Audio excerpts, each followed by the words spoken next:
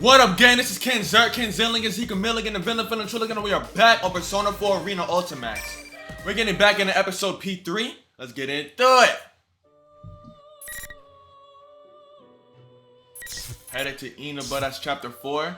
So now we've got, 3 chapter 4s. We gotta do Ken, Yukari, and Junpei.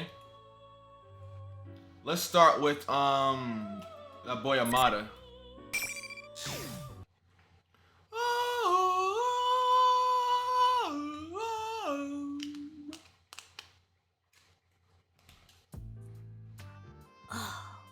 Another dead end.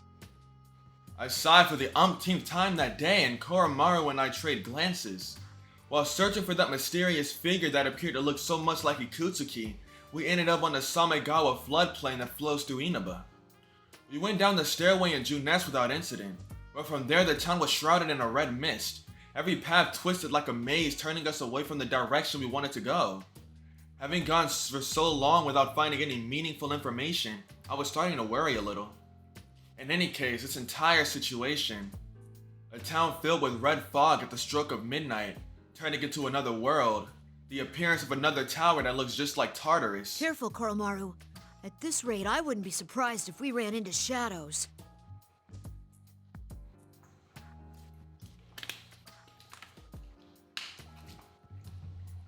Koromaru seems to nod. Still, this really is like the Dark Hour. It never truly ended.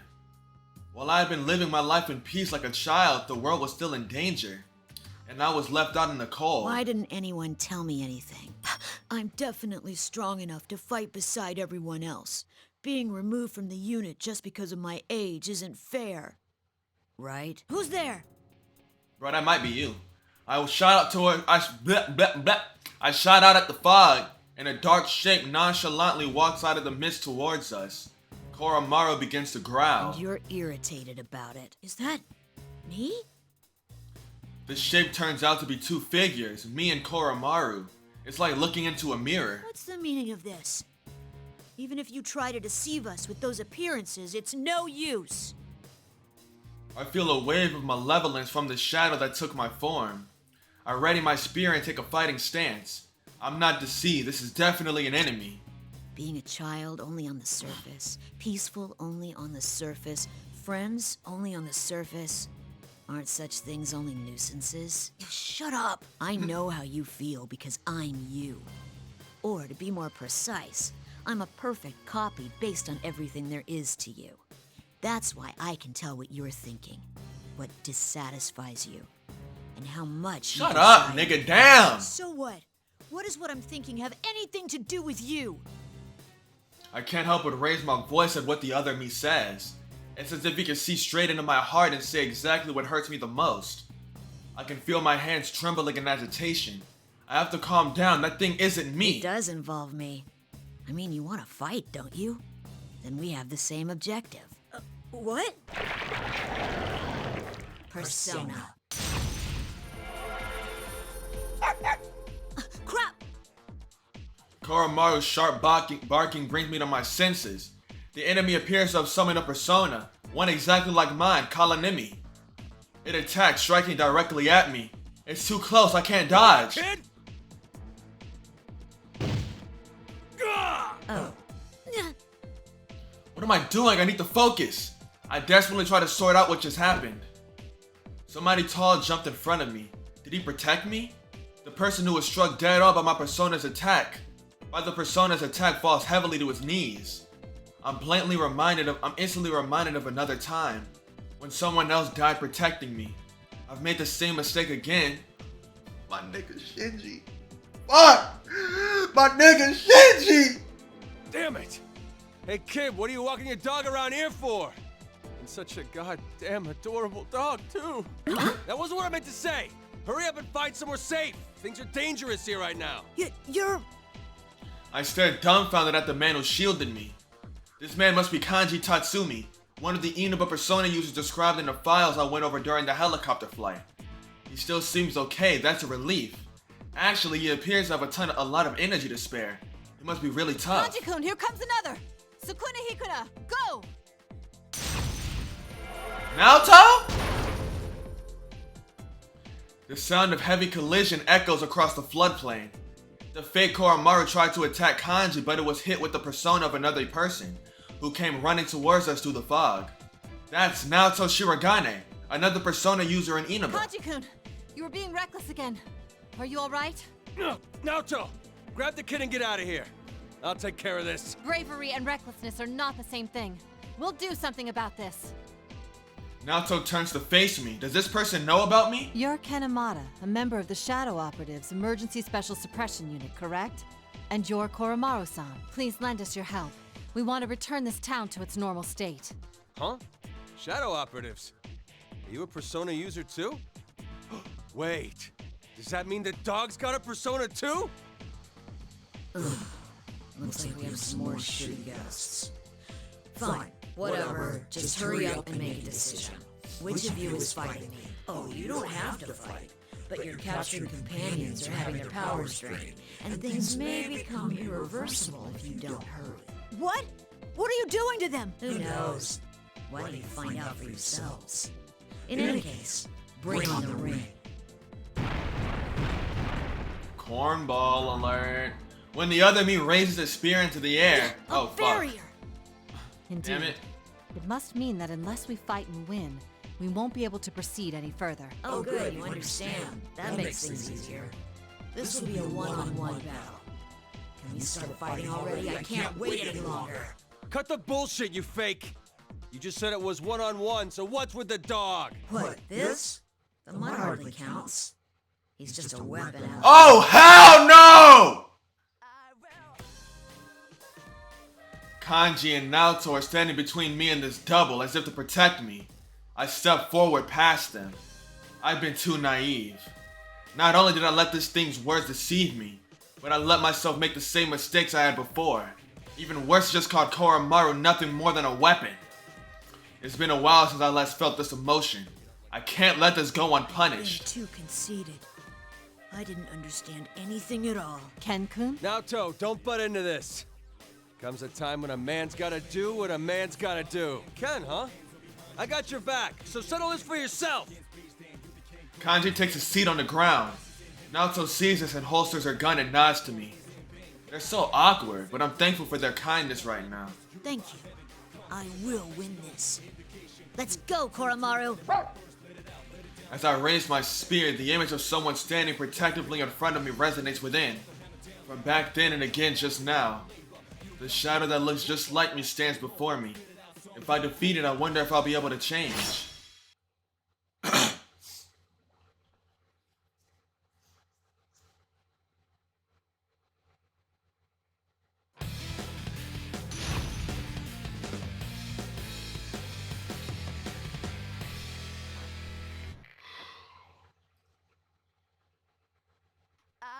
Final.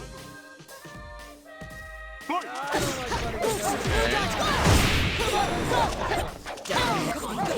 Get lost. You're no good. Down. Don't let him go. There's no escape. Here goes. No good. Terrible. Useless. Bitch, get fucking grabbed, nigga!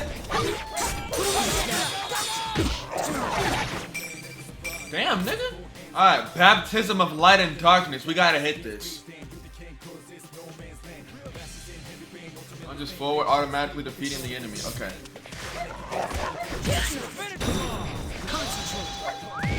Yes! Let's go! This attack. Your history. Now's not the time for me to give up. That was cool. I like the little shot of them and reason I need to get stronger. I like the little shot of him and Koromaru together. That was cute.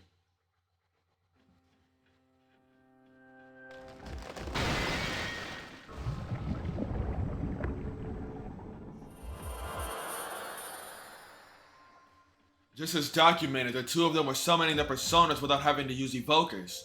Because of that, I thought that perhaps I would be able to do so as well, and I was right. But being able to summon personas like this should only be possible in that TV world. Has something changed to make this place the same as the other two, as that other world? While I was thinking about that, I watched the thing that had taken my shape melt into a puddle like a burning candle. Koromaru sniffs suspiciously at the puddle of black goo and barks once. Is this a shadow? Huh? I thought somebody's shadow was supposed to turn into a persona when you beat it. Kanji-kun, didn't you notice that wasn't a shadow that came out of Ken-kun?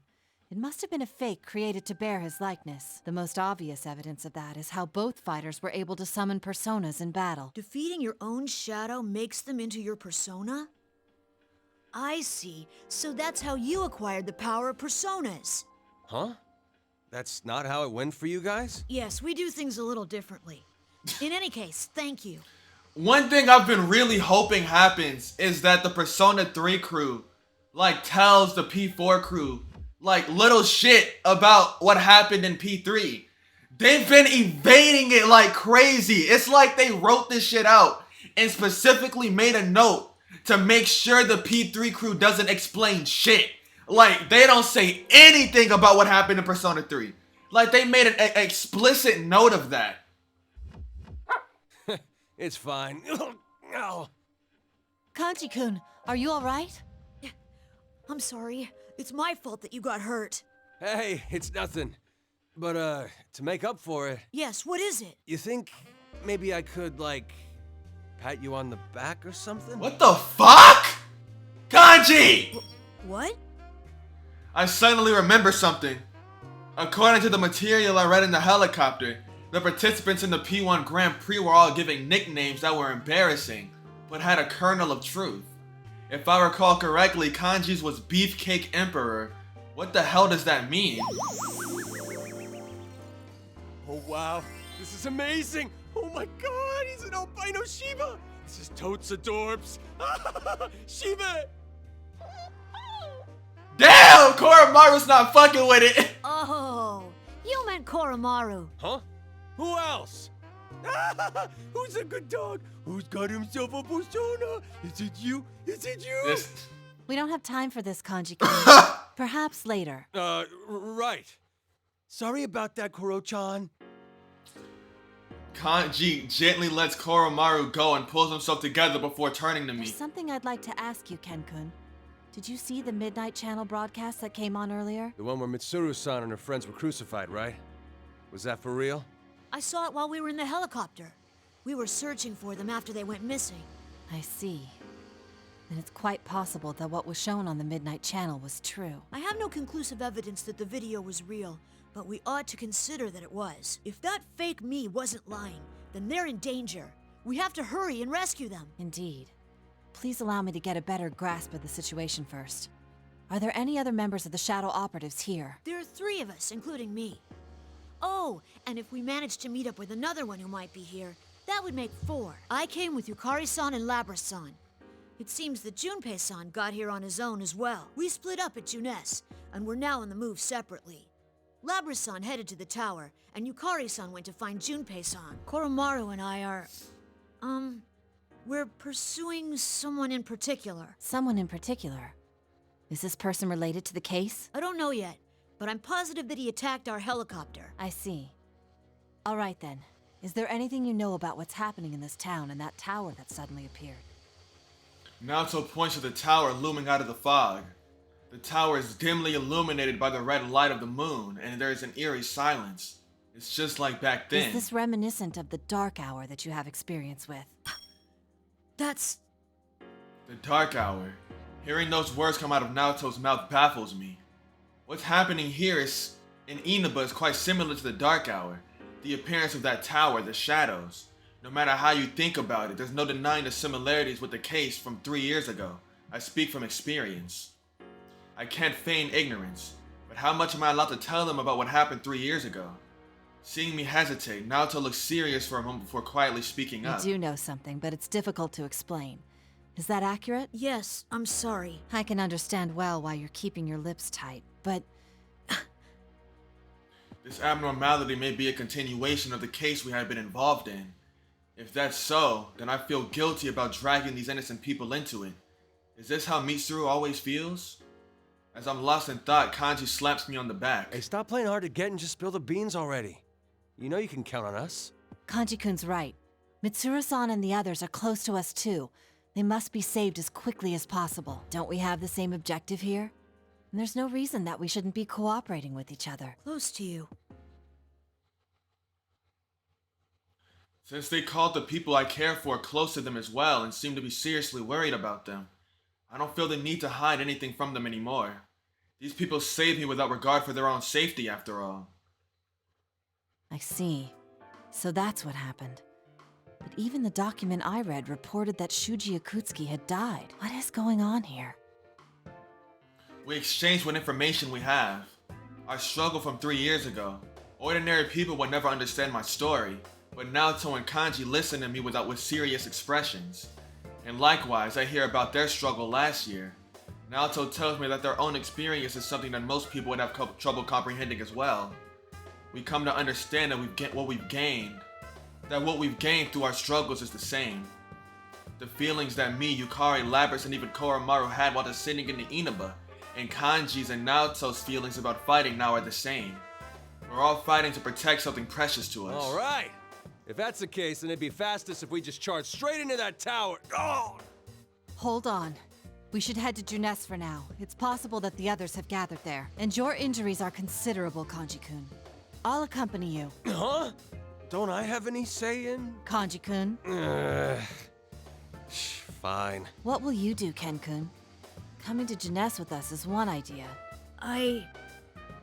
Kanji's hurt pretty badly. This is my fault for letting my guard down. Still, would it be right to leave them and continue to the tower alone, just because I'm worried about the others? I still haven't found IKUTSUKI either. What's the right answer here? What can I do in this situation? Hey, what's the holdup? This should be a no-brainer for you. Huh? Your buddies are in danger, so you want to go save them, right? And stop wasting your time thinking about it and go. Kanji-san. There's no need to be concerned about us. We'll keep an eye out for anyone resembling IKUTSUKI on our way to Junes. There's no time. You need to hurry. Once we've met up with our friends, we'll find you again. Thank you. Koromaru and I will head to that tower. Ha! That's all you had to say from the start. Careful, though. Another fake might try to jump you like the one here did. Yes, I know. I won't let my guard down anymore. I look Kanji straight in the eye. He's a tall guy, but I only have to look up a little to do so.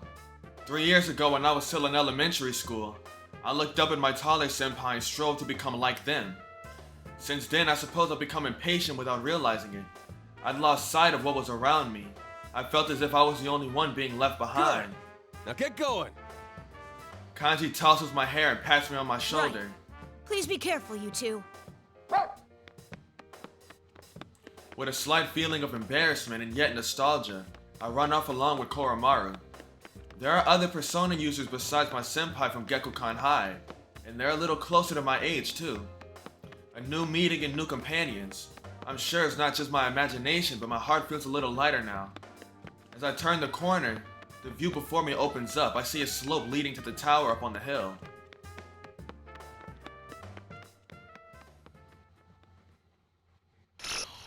Nice.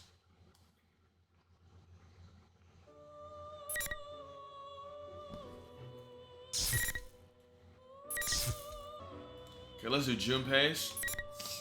I'm gonna do Yukari's last because I love Yukari. I want to do hers last. I want to end things on the highest of high notes. After I dash into Junes, I rush up the first set of stairs I can find. There's something about being in an empty department store that just makes me want to run around. Okay, that's a stupid thing to say even for me. Anyway, as I say that, I hear another scream. Right, I need to rescue whoever that is first. I see what appears to be a rooftop on the other side of a doorway and slam the door open. I can see banners for things like takoyaki and yakisoba set up in an open space. Ooh, so this is what shopping centers in the countryside are like. There are two girls standing in the central area and they both turn to look at me. Could my gallant entry have caught the attention of both of them? One of them is a dark-haired girl holding a fan-like weapon, and the other one... I feel like I've seen her before. Huh? What the... That face, that voice, could it be? Holy whoa! Reset? The real Reset? Seriously? And who are you? She tilts her head cutely and looks at me, eyes brimming with tears. Whoa, it really is Reset! I have her DVDs. What should I do? I'm elated for my unexpected good luck and rush between the two girls, reflexively shielding Rosette. I'm the guy who's gonna save you. Don't you fear, now I'm here. Ah, yeah, I pulled it off. I bet that definitely won Rosette over. And you are? After what you've done to the town and how you've been protecting a fake, you must be the culprit. The what now? What does she mean, culprit? I'm Junpei Iori. I protect justice more than anything else. Play dumb? You did such horrible things to Labris, and now you've gotten Matsuro-san and the others. Put this town back to normal, at once! Wait. Isn't that the name of Aigis' sister? Yuka-tan mentioned her. Wait, she mentioned Mitsuru too! Crap, I think this girl's really misunderstanding me. There's a misunderstanding. Something's not right here. We need to talk this over. I desperately try to explain myself, but somebody weakly tugs on my sleeve. I turn around and get an up-close and personal view of the real Rosette. Oh man, she's cute. Please, won't you help me? That scary girl is picking on me. She's so mean. Huh?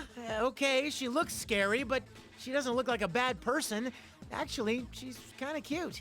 If you won't come, then I'll make the first move. Go Konohana Sakuya! Whoa! A persona? That shape that appeared when a dark-haired girl called out was definitely a persona. Is she a persona user too? If that's the case...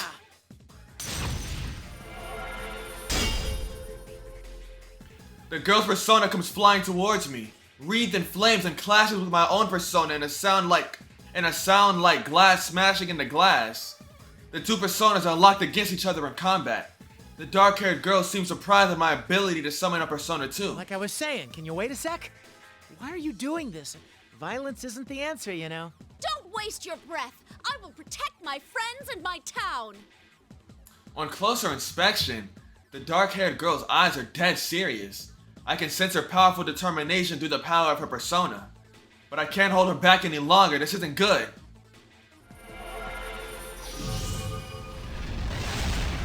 Whoa! What a pain. What are you, stupid or something? The dark-haired girl gets blasted across the area with a scream. When I turn back in surprise, I see another long-haired persona. What? This is totally unexpected turn of events! Rosette has a persona too? And that persona made that attack just now! How are you gonna keep up this stupid charade? Cheap sob stories don't bring in the ratings these days. What use are friends anyway? What? I'm surprised to hear words like that coming out of this cute pop idol. What's wrong, Rosette? That's not true. I try harder because of my friends. They make me stronger. They give me people to live up to and people to protect. And if you deny that strength, then I cannot lose against you. Yeah, but I can understand that feeling. She's right. Ah, crap. Does that mean I jumped into this thing and immediately took the wrong side? You make me sick. Hey, aren't you supposed to be on my side? Hurry up and deal with her. Yikes, Rosette's face is even scarier than anything I've seen Yuka-tan pull off. To think she's this kind of girl when she looks so cute. Appearance can be deceiving, huh? No. Though I feel like my world's been crushed, I recall that Yuka-tan wannabe I met earlier. I couldn't tell if she was real or fake at first either. Could this be a fake Rosette too? Damn, there's no way to tell. Alright. Hey, say something, you baseball freak. Sorry. Huh? I can't do anything on my own. And people have been helping me all the time until now, too. But because I can't do anything by myself, I want to stay strong for someone else. That's why, even if you're the real Rosette, I can't side with you. Ha, I said it! That was something I learned from back then that I've been telling the kids. Well, that doesn't mean that everything you do gets results though. Even then, I'm only standing here right now because of the support of everyone else. What's with these cheap cliches? Take a look in the mirror before you say stuff like that. Damn. Oh well, I guess it's fine. It would have been more fun if the two of you actually went at it. But I'll invite you both to my last concert before the world ends. Now, bring on the ring! The face of the familiar teen idol distorts and her eyes change color into an eerie gold. When Rosette raises a hand, 4 red pillars crash down from the sky through the fog and slam into the 4 corners of the food court. Oh, I recognize this. Looks like I was right. You're not the culprit? I'm Junpei Iori, the nuclear warhead of the Shadow Operative Missile. I'm sorry I doubted you. He's just coming up with shit. The shadow operatives? You mean Mitsuru-san? Yep, that's right. Can you stand back a little? It hardly counts as an apology, but I'll take care of this for you. The nuclear missile. The nuclear warhead of the shadow operatives missile. What the fuck did this nigga be talking about?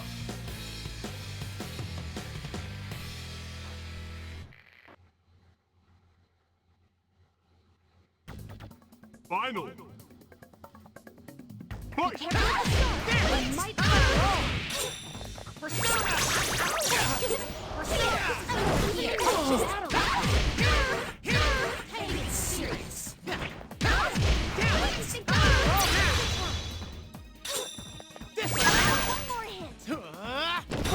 Damn, I rocked her shit.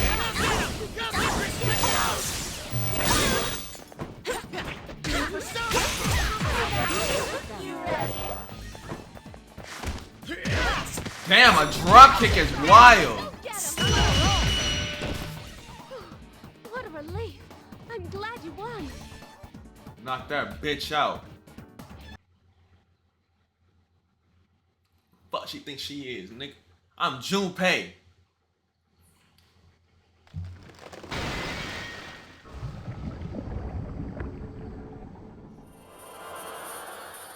Holy crap. Man, that was tough. A stylish victory, of course. Even though my ears are still ringing. When the red pill is shattered, the fake rosette crumbles and melts. Yeah, that's going to my personal nightmare fuel folder for a while. Maybe I can use this as a new story for Junpei's Believe It or Don't. Thank you, Junpei-san. I'm Yukiko Imagi. Yukiko-san, huh? Are you a high schooler from around here? Can I ask you something? Huh? Are you hitting on me? What? Come on, really? I just want to know what's going on in this town. I'm sorry. I get caught up with weird people too often. I mean, you've got a beard and a baseball bat. Come on, you're treating me more like a criminal suspect than a dude who's hitting on you. I'm not a bad guy, okay? But I can see how you get caught up in situations like that. I mean, you are cute. When it happens, use the Junpei-style stranger danger technique. Junpei style? What is that? Oh, is that like Hanayagi style? Something like that. I teach kids baseball, and I also teach them basic self-defense from suspicious people. Stranger danger technique number 1. First, you have to yell really loud. Always start by yelling for help. Huh, okay. Hey, not now! What? Like that? Yeah, that was pretty promising. Huh? Yukiko-senpai, get away from him! Himiko! Fuck. Rosette is standing near the entrance to the food court, even though she disappeared only a moment ago. Could this be the real one? But she has a persona out, and I feel like she's just as menacing as the fake from before. Away from her, you perv! Holy crap, that was close. This is a misunderstanding, Rosette. A misunderstanding. Turns out luck wasn't on my side today. Like it's actively working against me. I get called a perv by my favorite teen idol, and when I learn she has a persona, she hits me with it. Hold on, Risei-chan. He has a beard, but he's not a creep. Huh? What does my beard have to do with it? Rosette finally stops attacking when she hears Yukiko call out. I desperately explain what I've been through up till now. Wow, this really is Rosette, the real Rosette! Maybe luck's on my side after all. I'm so sorry. I thought Yukiko-senpai was screaming because she was being assaulted. But I'm glad you're okay. I figured that if I came to the food court, there'd be someone else here. I'm glad you're okay too, Risei-chan. And it looks like you can use your persona to fight now? That's amazing! It's true that Rosette's persona was impressive. Add that in with her calling me a perv, and I feel like this experience is gonna traumatize me. So, this is Junpei Iori. He's supposedly a nuclear landmine for the shadow operatives. Oh, so you're one of Mitsuru-san's team. I'm Risei Kujikawa. It's nice to meet you. You too. Just call me Junpei. And that's supposed to be nuclear warhead, okay? A nuclear landmine sounds like a huge weakness, doesn't it? That's not what I want to be known as. Then again, neither of these two seem to have that much interest in me, do they? So, why are you here, Junpei-san? Are you on duty? Well, I kinda overslept. And then I found out that Mitsuru-senpai and the others are missing, and this town's been turned into this... Huh? Mitsuru-san and the others are missing? Are they okay?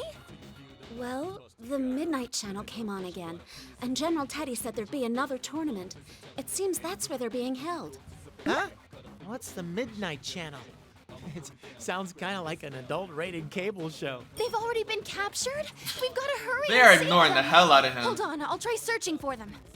Oh, but I think I know where they are. They're probably over where our school is on the hill. Though my question gets completely ignored, I look in the direction Yukiko points and see a long thin shadow, like a pole stuck into the ground. Could that be? All the stuff I've seen in this town so far, the dark hour, the shadows. Of course the next would be... Artemis? I'm at a loss for words. I mean, it's not too hard to imagine that the tower would show up here, especially with the way things are at the moment. If that's the case, then I bet 1,000,000 yen that Yucatan and the others are gonna be headed there. Well, if I went there too, I might be able to meet up with everyone. Junpei-san, is anybody else from the Shadow Operatives here too? Huh?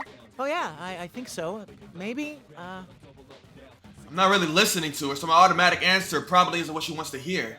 The sudden silence snaps me out of my thoughts, and I see the two girls staring at me, frowning. Are you really a member of the Shadow Operatives? You seem fishy. Maybe he's a fake after all. No, I'm real. Look, all of us have a badge, like this. Huh.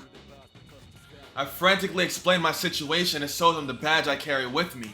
Even though I managed to get them to believe me, I'm a little ashamed that I don't have much information to give. That can't be helped, so we conclude that Rosette will search the surrounding area with the persona. But isn't it inevitable that I wouldn't know much about what's going on? Then again, it is kind of my fault that I fell asleep on the train. Well, give me a sec. Himiko, search mode. Rosette's persona takes on a dramatically different form. She closes her eyes and concentrates, so it's pretty obvious that she started searching the area. Wow, it's amazing that she has a persona that can both search and I fight. have 4 readings heading towards Yasogami High and that tower. I think one of them is Labris, but I don't know about the other 3. Huh? Labris is here too? Mm-hmm. I can't communicate with her because the interference is so bad, but I'm pretty sure. And those other readings aren't shadows, right? They feel like persona users. One of them is strangely small, though. It's probably Koromaru. He's a dog. A dog? A dog can use a persona? How? I don't know. He just can. Junpei-san, you seem... Pretty vague about everything.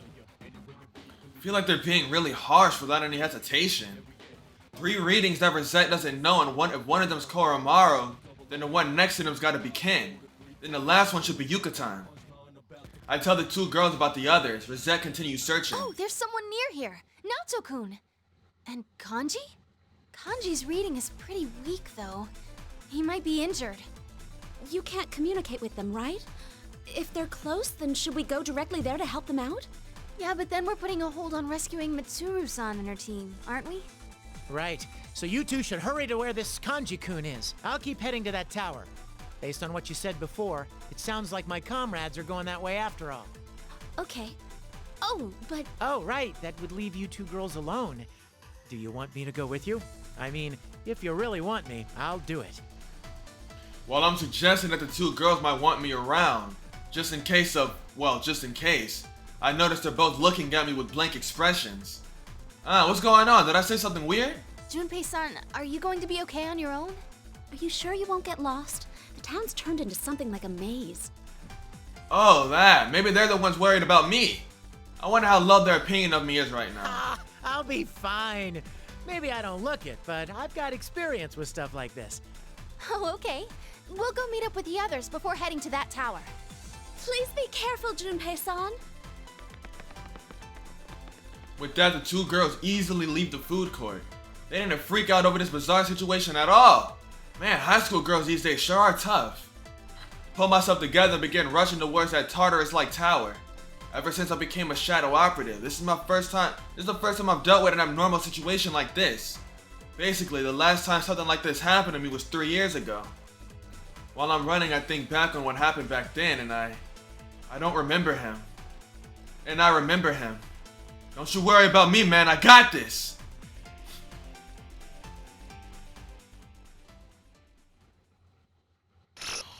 Y'all gotta... I want them to keep mentioning Makoto, but at the same time I don't. Every time they mention Makoto, I get sad. But at the same time, it's like, yeah, like, come on, mention Makoto. That's the GOAT right there. We need to hear more about him. But like, I get sad every time they bring him up.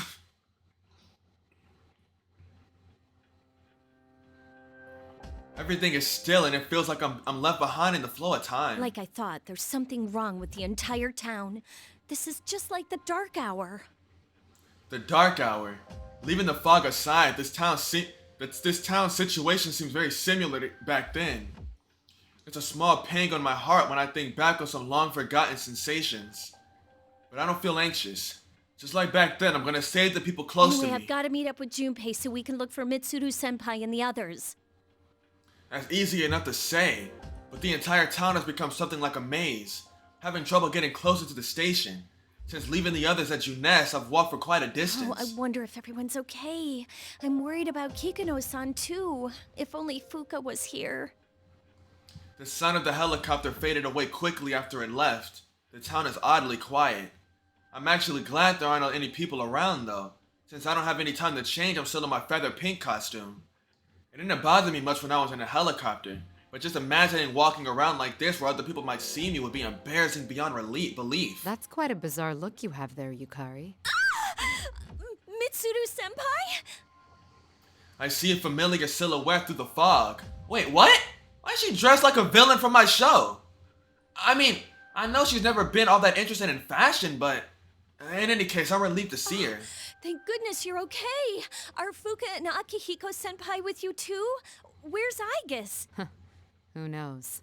Most likely disgracing herself in some unsightly way somewhere. She's capable of getting herself killed on her own. Huh? Mitsuru-senpai? Don't you think so? You came to this place to do battle to begin with. Isn't that so, Yukari Takeba? Damn, why she's talking so sharp? Something's not right. I recall something from the files about the previous P1 Grand Prix. When two people would meet, their words would be twisted, enraging them until a fight ensued. Is that what's happening here? Mitsuru-senpai, are you alright? Are you really hearing what I'm saying? Forgive me. We're both under the same circumstances, so let's get along. We were both released from those foolish restraints of our fathers, after all. Whoa. Hold on. That repulsive laugh causes something to snap within me. Dad! I don't care if this is a trap or not. Before I realize that I'm shouting back at Mitsuru. Don't play games with me. You promised me that we'd fulfill our dad's wishes, that we'd have them watch over us as we work together. Hold it right there! Please stop fighting over me! Huh? What the? Nigga Teddy? A strange round object bounds between us. Huh? Is this somebody in a costume? Wait, I remember seeing this in the files that Kakuno had prepared for us. It's a persona user from Inaba. I think the person wearing it was named Teddy. Wait, it's talking now! Wowza! I was drawn to the smell of beauties, but here's a couple that are dressed kinda weird. Yeah, okay. I may not be dressed very sensibly right now, but you're the one wearing a full-body animal suit. But this isn't Michan. It's a complete fake trying to mimic Michan's beautiful bod. Michan? You mean Mitsuru-senpai? Hold on a sec. A fake? That's right. This Michan is made of shadows and... Just then, Mitsuru kicks Teddy square in the face, and the suit goes flying with tremendous force and rolls to the edge of the street. He doesn't move a muscle from there. I wonder if he's still alive. Shut up, you rubber ball. Now bring on the ring. This may be a fake Mitsuru, but it looks exactly like the real thing. She raises her hand. 4 red posts fall from the sky and slam into the ground surrounding us. Just then, I noticed that Mitsuru's eyes are shining in a burning golden color. Are you really a fake Mitsuru-senpai? Yes. I didn't intend to hide that fact from you. I am a duplicate, recreated from exact knowledge of who Mitsuru Kirijo is. What of it? You took Mitsuru-senpai's form and mocked my dad! I will not forgive this! I'm in a simple fit of rage. A phenomenon similar to the Dark Hour. A tower that looks like Tartarus. Anything could happen now and it wouldn't surprise me.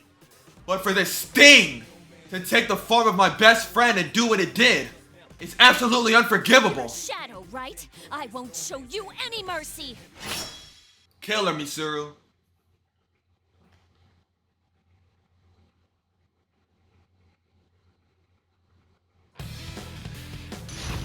Kill that bitch until it dies! Kill it till it dies!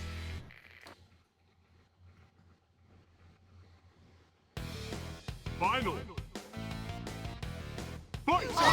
Ow. Okay, she's fucking me up.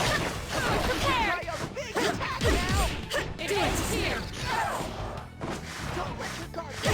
Do it.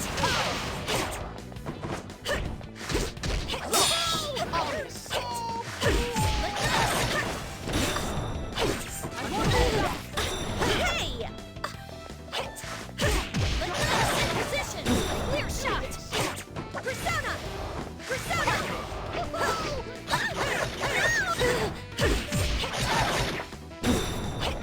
Okay. Final feather arrow.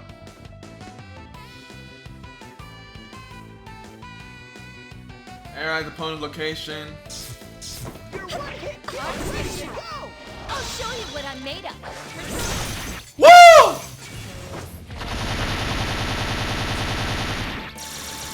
Going for the kill. Oh, that's tough!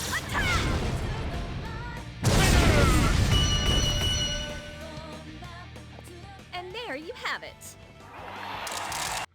That's my girl right there. That's my girl right there.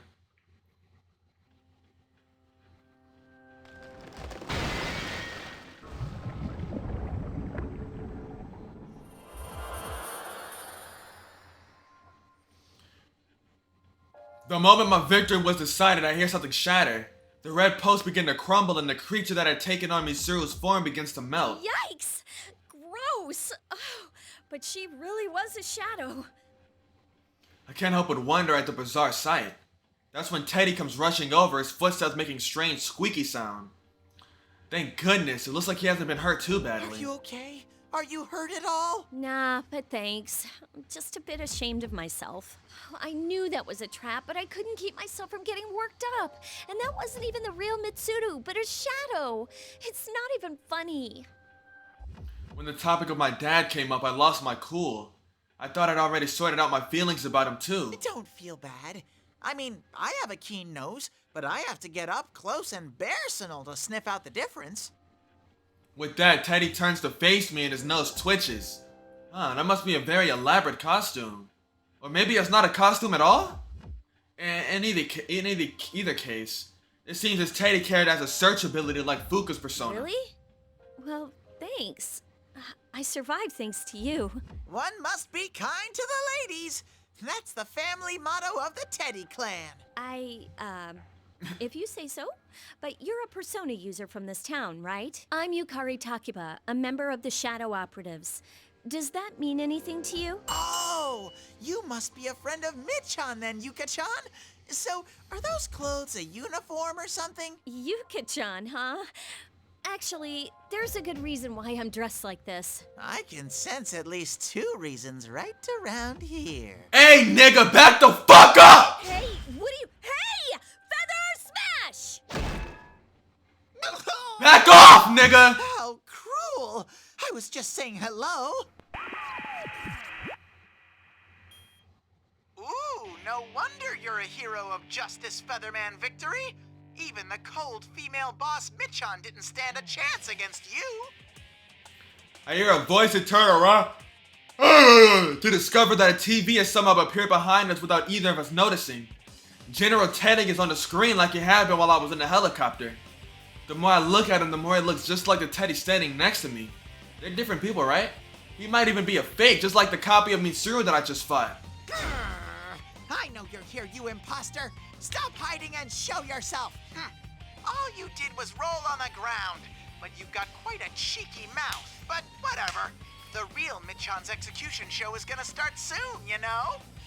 Execution? You can't miss this event. the execution queen is going to be executed herself. If you don't want that to happen, maybe you should stop dallying around like this and hurry to the tower where I am, Yuka-chan! Hey, hold it right there! Give Mid-chan and the others back! Just like that, General Teddy disappears from the screen. Misuru's gonna be executed. I have to put a stop to it. I really want to find Junpei, but I might have to leave him for later. No, we have to hurry and save her.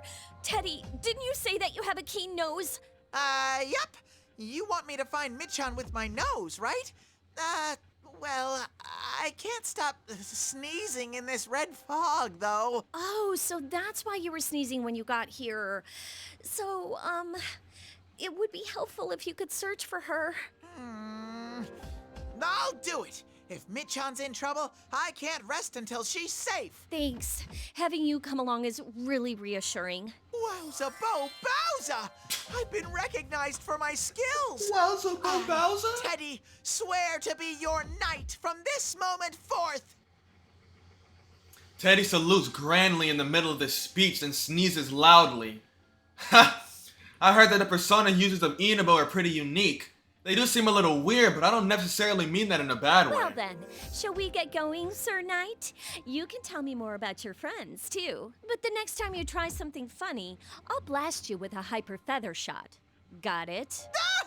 You're so cruel, Yuka-chan! I decide to head towards that Tartarus-like structure with Teddy, and we immediately begin dashing in that direction. Sorry, Junpei! You'll have to wait just a little bit longer.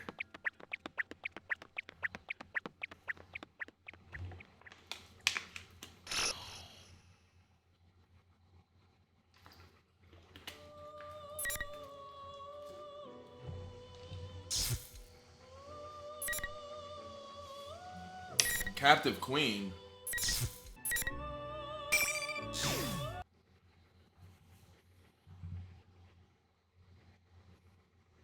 I keep telling you not to do. They're a real pain, you know? Cripes, you never shut up, do you? Just shut up, you little shit. Shut up before I cut you down right now. I thought you called me because you needed me. You're the one who's getting impatient. Well, I'm going for a walk.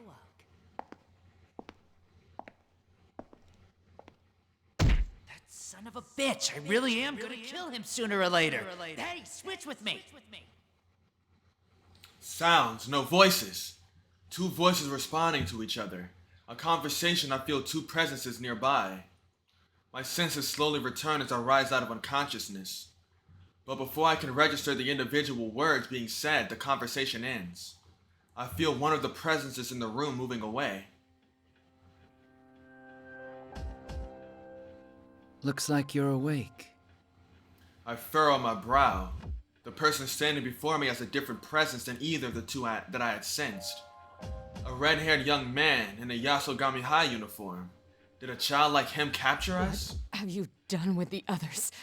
Let them go at once. So those are your first words after regaining consciousness. I don't think you understand your situation. I understand that I've been captured by some boorish people at the very least.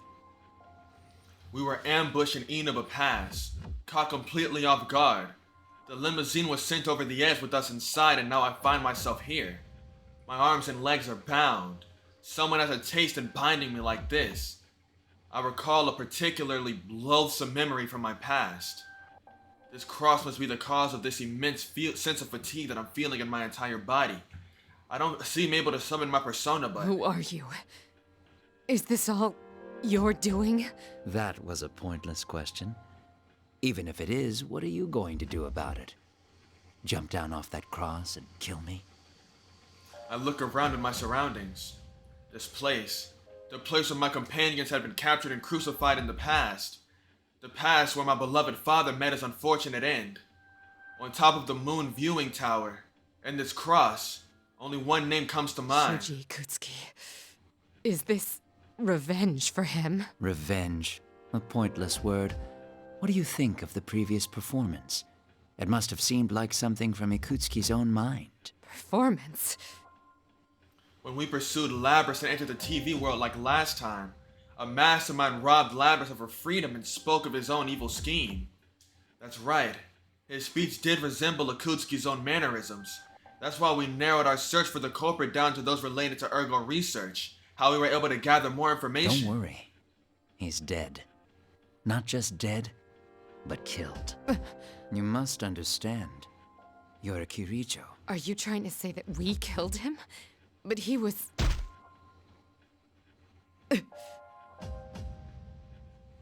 I hear something dripping right next to me. Crimson eyes shine coldly behind a golden mask. White and black liquid swirl around its head. Is this a persona?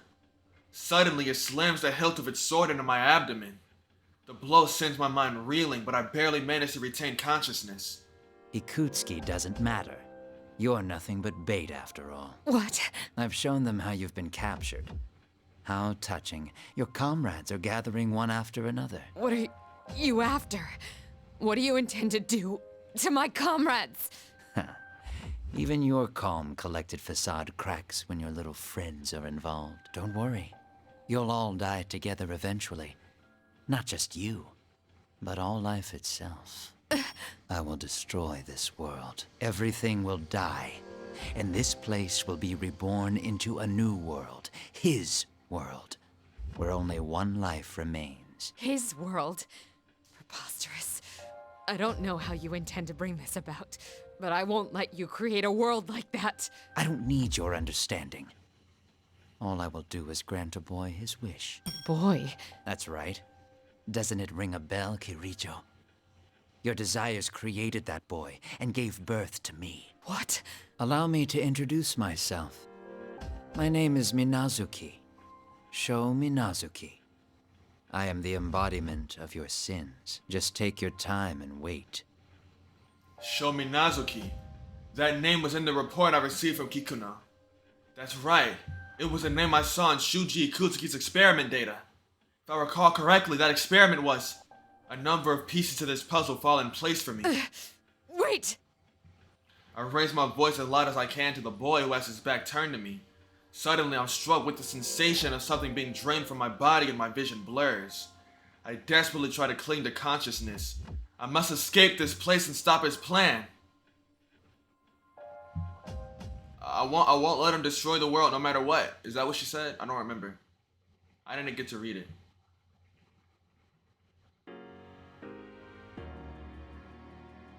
It feels like it's been a while since I left Yukari and Ken at Junes. While wandering the fog-shrouded town of Inaba, I used this time to carefully review the date on the memory card Kikuno gave me. All these documents deal with ergo research. Even with my calculation abilities, I won't be able to unlock the protection on that final file in an appreciable period of time. With a slight feeling of disappointment that I finally reached the entrance of Yasogami, I stand petrified before it. The eccentric decorations in this distorted school building look familiar, but the gigantic tower looming overhead exudes intimidation much more than when I saw it from that helicopter. I look back down from the path I came from and see the town spread around the hilltop I find myself on. The town of Inaba has been twisted into a mind-numbing maze, sunken into the murk of the stagnant red waters of the fog. There's nobody around. I hope everyone's okay. Before I can become absorbed by my emotions, my radar detects someone approaching. I found you. I hear a familiar voice and see a figure coming up to the hill. That's... Yukun? Oh, thank goodness you're here. Yeah, I was waiting for you. I knew you'd be coming here. Huh? Something's not right. Yu's missing something. I don't feel any kind of warmth from him. There's none of the kind consideration he has towards his friends. At the same time, my internal sensor begins to alert me of the presence of an approaching enemy, and a message transmits itself furiously into my senses. Eliminate the target's shadow. You ain't Yukun. You're a shadow. Not bad, anti-shadow suppression weapon. Then again, I never intended to deceive you by taking this form. Showing up looking like Yukun. What's your game, buddy? I came to warn you. Where you are is not where you should be. What are you saying? Don't get so worked up. Don't you know it? Deep down, you know that you're nothing but trouble to them. If you'd never shown up, this town would have been peaceful. They don't think of you as a friend. You're just a nuisance that brought them to score. Oh, that's... But they all accepted me for who I am. This guy is so What excuse you mean. give, you're still just a weapon.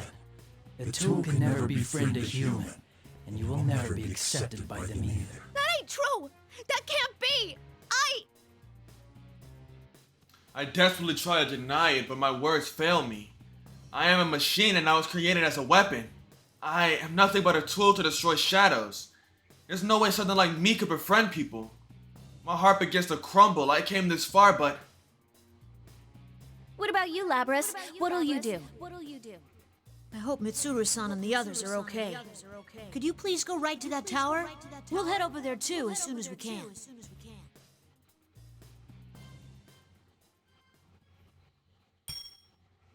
As my heart's about to crumble, familiar voices echo in my mind. That's right, I came here with the trust of my comrades. That's why I won't falter anymore. I am a weapon. My body is mechanical and my heart was given to me. No matter what I wish I was, I can never be human. Oh? But Yukun and them, Mitsuru-san and Yukari-san, and even Ken-kun all think of me as someone precious. I'm the 5th generation anti-shadow suppression weapon. I'm Labras, a member of the Shadow Operatives. I see. Since you just awakened to your persona, I thought you could be shaken up again. But circumstances have changed, allowed to change you by force. Now bring on the ring!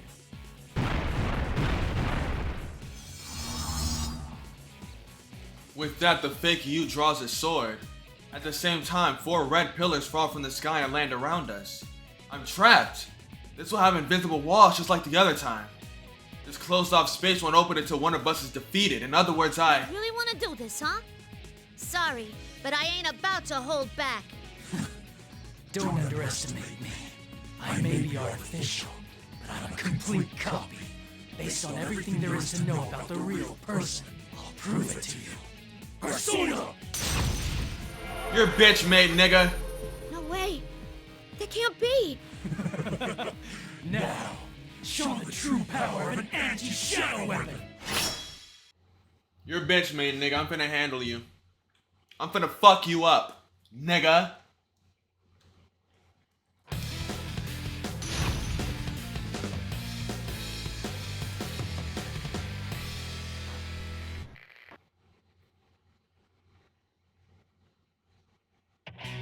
Final.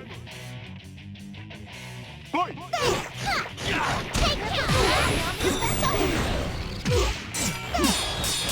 Will they push on through? Seriously? Unstoppable! Hurry up! Seriously? All yours! So excited to hit!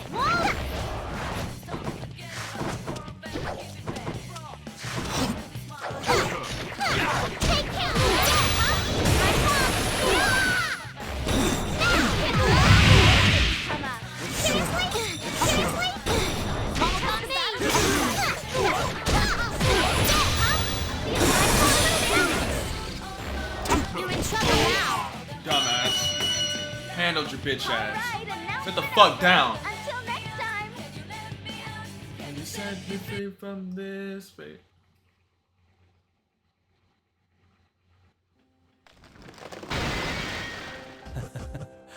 A good fight. That was sufficient. My objective has been accomplished. What? Even though I fought fiercely, my body performed smoothly thanks to the recent maintenance. The fake you had fallen to the ground at my final strike, and its form begins to bubble into a black ooze and fall apart. It really was a shadow. The melting you suddenly spits out balls of golden light. These orbs pass through the school gate and fly up towards the top of the tower looming over the school building. The sounds of our battle echo away, and the silence envelops the area again. Labras-san, Ken-kun, Koromaru-san. I'm overcome with surprise as Ken makes his way to me. Koromaru had been at Ken's side, but he dashes over to me. I'm so glad you're safe. Is something wrong? Ken has a worried expression. Even though the fake you had been a shadow, the harsh words coming from what appeared to be you's face have still left me agitated, but I'm okay. I won't be deceived any longer. We have to save the others and solve this case as soon as we can. Ken seems to notice my resolve and nods If to me. anything comes up, please feel free to talk to me about it. That is, if you're okay with sharing it with me. Aw, he's blushing. Adorable. I thank Ken and suggest that we compare whatever information we've gathered up to now. The enemy seems to be using fakes made from shadows to challenge us to fights. Ken reports that he encountered a copy of himself, but he was saved by Kanji and Naoto in the nick of time. Thank goodness. You and his friends have noticed a strange situation that has befallen his town. I decided to tell Ken about what happened a moment ago, including my own unease as well. I see. That must have been tough. Yeah, I got to wondering what I would do if the real Yukong thought the same way. And that got me all scared. It's difficult to truly believe in other people. Ken-kun? It would be easy for me to say that he'd never think that way about you, but people are weak. They can't help but believe in things that make life easier for them. That's only deceiving yourself, though. You need to have resolve if you want to learn the truth. Even if that means getting hurt yourself. Resolve. If you're worried about the truth, then I believe you should go to him directly and find out how he feels. Otherwise, you'll never be true friends. Ken-kun. Oh, I'm sorry for being so impolite. It's easy to tell others to learn unpleasant truths, but it's more like I'm trying to convince myself. Koromaru stares up at me. I feel that he's telling me what Ken is saying is right. I should find out for myself. If you and his friends are headed here as well, I'll see them eventually. I should use that time to... I see. A relationship between two people cannot be formed until they speak their minds to one another. Doing so requires this resolve. Who's there? We stand ready at the sudden voice. Oh, Theodore. A silver-haired man wearing dark blue clothing steps from the shadows of the school gate. Where did he come from? My radar didn't detect him at all. Wait, I'm still not detecting him. Who are you? Ah, how truly rude of me.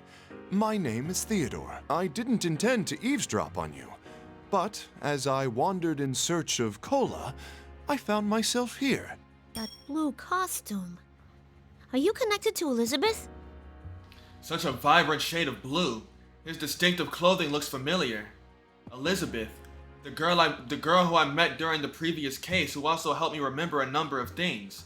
She appeared in my dream earlier today too, and said some deeply meaningful things before disappearing. The man standing before me has an air similar to hers. My, so you know of my sister. Labra-san, is this person an enemy? Ken, you should know Elizabeth too. You all met her and Igor and during the answer. Probably not. Elizabeth helped me realize a ton of stuff, but... well, she came on a little strong sometimes. Oh? Was she rude to you? She once forced me to eat a large quantity of cinnamon, and I thought my mouth was going to be desiccated forever. Cinnamon? Please, don't worry about it. It is merely a bittersweet page from our youths. She forced him to do the cinnamon challenge. I see. Oh, right. My name's Labris. This is Ken-kun and Koromaru-san. They're my... well... It's nice to meet you, Theodore. We're Labra-san's comrades. Comrades. Thank you for the polite introductions. It is a pleasure to meet you. Comrades. I was embarrassed, but the way Ken said without any hesitation warms my heart. I do have many comrades right now who are with me. The way they interact with me naturally makes me think that perhaps I'm the only one who minds what I am. I feel like such a fool for being so anxious. I can't help but smile. By the way, on a different subject, has anyone seen my sister Elizabeth anywhere? Elizabeth? Nah. The last time I saw her was in a dream. I haven't seen her around here. Is that so? There's something I was meaning to ask her if I managed to find her. I saw traces of cinnamon along the road here, so I thought that she might have come this way. Elizabeth is here? She said in her dream that she was searching for power. If she happened to come across this town while it's in such a special situation, wouldn't it make sense that she would come to this tower? Please forgive me. It seems I've detained you for too long. Please, do not be alarmed. I have no intention of getting in your way. Oh, that's right. We need to hurry. Labra-san, shall we get going? Huh? But Don't we have to wait for Yukari-san? Do you remember what that General Teddy said when he showed up on the monitor? Oh, if we don't fight and win the P1 climax within an hour, the world will end. Yes, that's why I think it's important we rescue Mitsuru-san and the others as quickly as possible. Yukari-san will be fine. Junpei-san's strong too, after all. Ken seems sure that Yukari and Junpei will be alright. Is that what it means to believe in others? All right, let's go. See you, Theodore. Please, take care. Still, where am I to obtain this cola? Theodore walks away, mumbling to himself, and then the three of us head into the school building. Where am I to obtain this cola?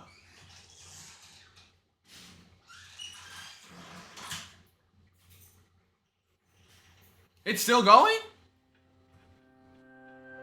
Buddy, how long is this chapter? It's one chapter. How long is this?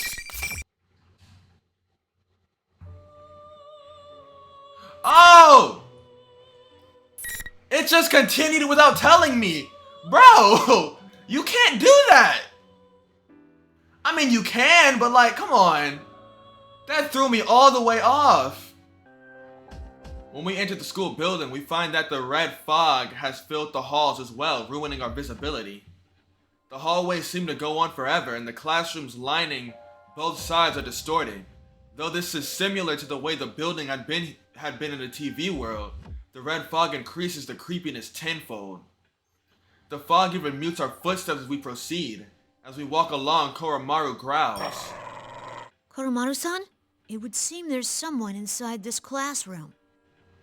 The door reading music room is slightly ajar, and the fog is pouring through the crack. I put my hand to the door. Ken and I silently nod to one another.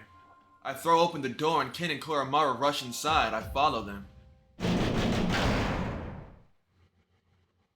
In the center of the music room is a cross, just like the ones we saw on the monitor and the helicopter. The person tied to it is Akihiko. Sonata-san, we'll get you down at once. Who? Ken? Ken rushes over to the cross and unbinds Akihiko. Akihiko is quite weak and he stumbles once he's released from the ropes. Ken and I hold him up on our shoulders. Thanks for saving me, Ken, Labras, and Koromaru too? Sorry to barge in on you.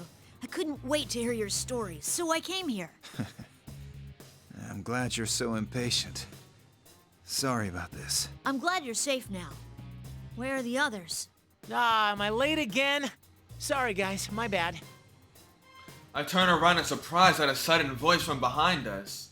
A man wearing a backwards baseball cap is standing at the music room's door. Oh hey, Ken and Koromaru. And are you Labras? Junpei-san, it's been a long time. I'm glad you made it here. Did you run into Yukari-san along the way? Junpei, beginning personnel scan, identified Junpei Iori. As I thought, he is another member of Mitsuru's comrades from high school. He is currently listed as a member of the auxiliary staff of the Shadow Operatives. Glad? You're glad about stealing the limelight from me? What? Ken's expression changes as he quietly moves his spear into combat position. Scanning, subject confirmed as a shadow. You're on to me already, huh? Oh well, I wasn't gonna try to hide it anyway. I've never faced Junpei-san before. Ken laughs to himself and takes a step forward. Koromaru stands close by him. Seeing the two of them so ready for battle makes me blurt out my own doubts. Hey, Ken-kun, are you okay with fighting somebody who looks just like one of your buddies? I mean, aren't you afraid? Like, what if that's the real one? Ken smiles at me. He then explains himself in a tone of voice that makes me feel silly for doubting him. That's a silly question, Labras-san. Even if it did turn out to be the real Junpei-san, if I'm truly being challenged, then I can never back down. Truly challenged? Yes. When it comes down to it, I will stand up and fight for anything I truly believe in, even if I must do so against my own companions. They did have to do that, actually. I think that's a really good connection. You know? I think that's a really good connection. The fact that the Persona 4 crew, like, they've been having these doubts and these fears of having to fight people that just look like their friends. But the Persona 3 crew, during the answer, they all got together and made the decision to beat the crap out of each other, to fight to near death over the key to save Makoto. Like, they went through something way harsher than what the P4 crew was going through when it comes to fighting each other. Like, and I really like that they brought the P3 crew in for this. Seriously, they're referencing that, they're bringing that back to light, because even I kind of forgot that they did that, you know? Looks like you're finally learning to talk like that, Ken. Akihiko-san. Labrys, let me tell you something. Even if the enemy you face is someone you once counted as a friend, in a battle for your beliefs, the bonds formed between true comrades will never break. Are you trying to bore me to submission? Let's get this over with already. Bring on the rain! The fake Junpei summons the red pillars. Akihiko looks confused for a moment, but Ken-kun explains the rules to him.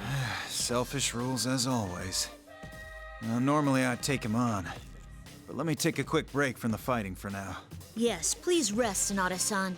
We can handle this. Akihiko smiles happily and takes a step back, no X. Ken stands firmly in front of the shadow and takes a position. His resolve is so powerful that this young man looks strong even to me. But I can't forget that I'm a shadow operative as well. I can do it too. No! Who do you think you are? Stand on the sideline where you belong. Go home. I can do it too. No.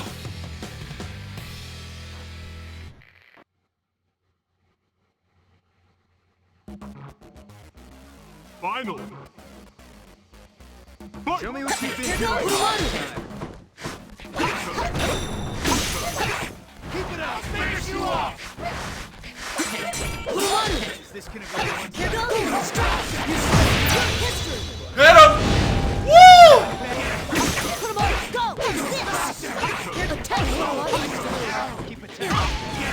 Why did you hit Koromaru? Stop hitting my dog! Kill him, Koromaru!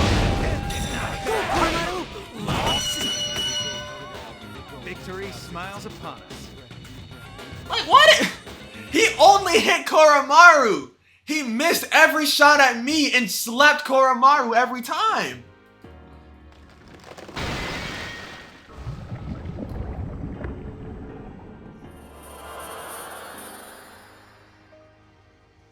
Cracks form in the red pillars as they crumble into dust, then vanish entirely. At the same time, the form of the fake Junpei melts into a black vortex. The proof that we've been fighting a fake makes me a little relieved. Are you alright, Sonata-san? I wish I could say I was, but I'm pretty exhausted. I won't be able to call on my persona for a while. I guess that cross drains the spiritual energy from whoever's stuck on it. Koromaru speaks up as if trying to get our attention. The remains of the shadow swirling about the center of the room releases small balls of light that rise into the void above the room. Weird. The same thing happened to the fake Yukun too. It's flowing up. Does that mean it's being collected somehow? What in the world is that? There's something else that I've noticed. Everyone in Inaba aside from us persona users has vanished. Doesn't that remind you of the Dark Hour and Tartarus? That's ominous.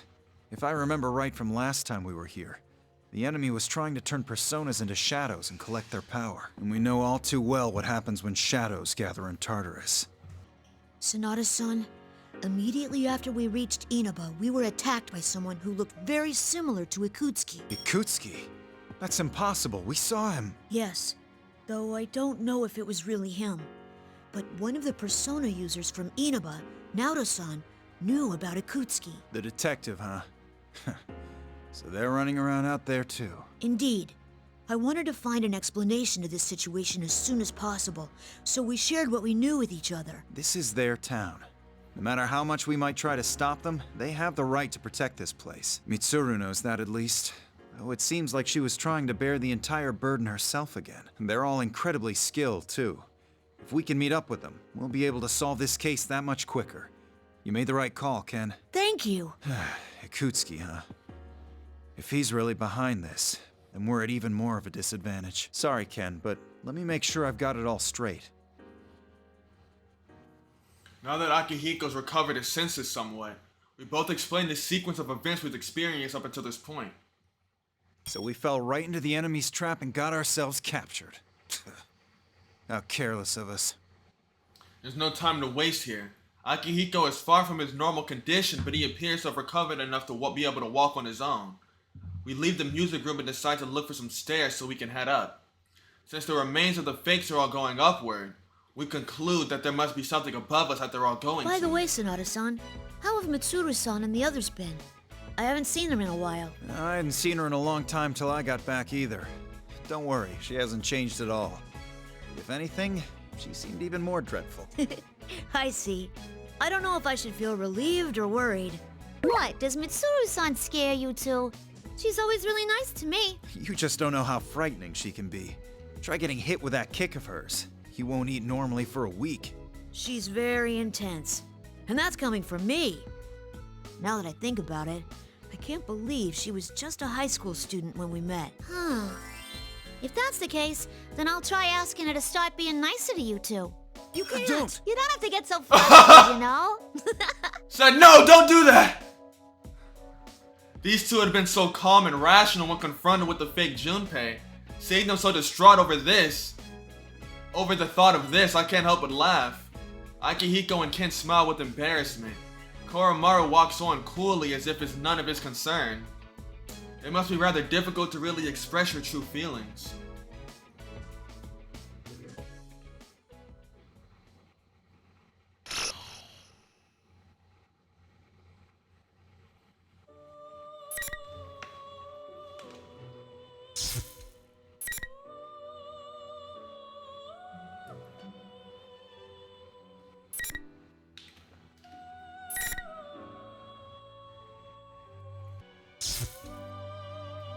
What do I want to do? I'm gonna do both. I might be able to do both of them. I don't know. Depends on how I'm feeling. I'm getting a little tired now. I want the next recording to be the last one. When I start recording tomorrow, I want that to be the last recording. So I want to get a good, decent amount through it. With Teddy as a guide, we climbed the hill leading to the tower. I see what would appear to be the front gates of a school, and there's a sign on the wall reading Yasogami High. The building ahead of us looks like an ordinary school at first glance, but when I look up, there are a number of things wrong with it. Ah! Is this really Sensei's school?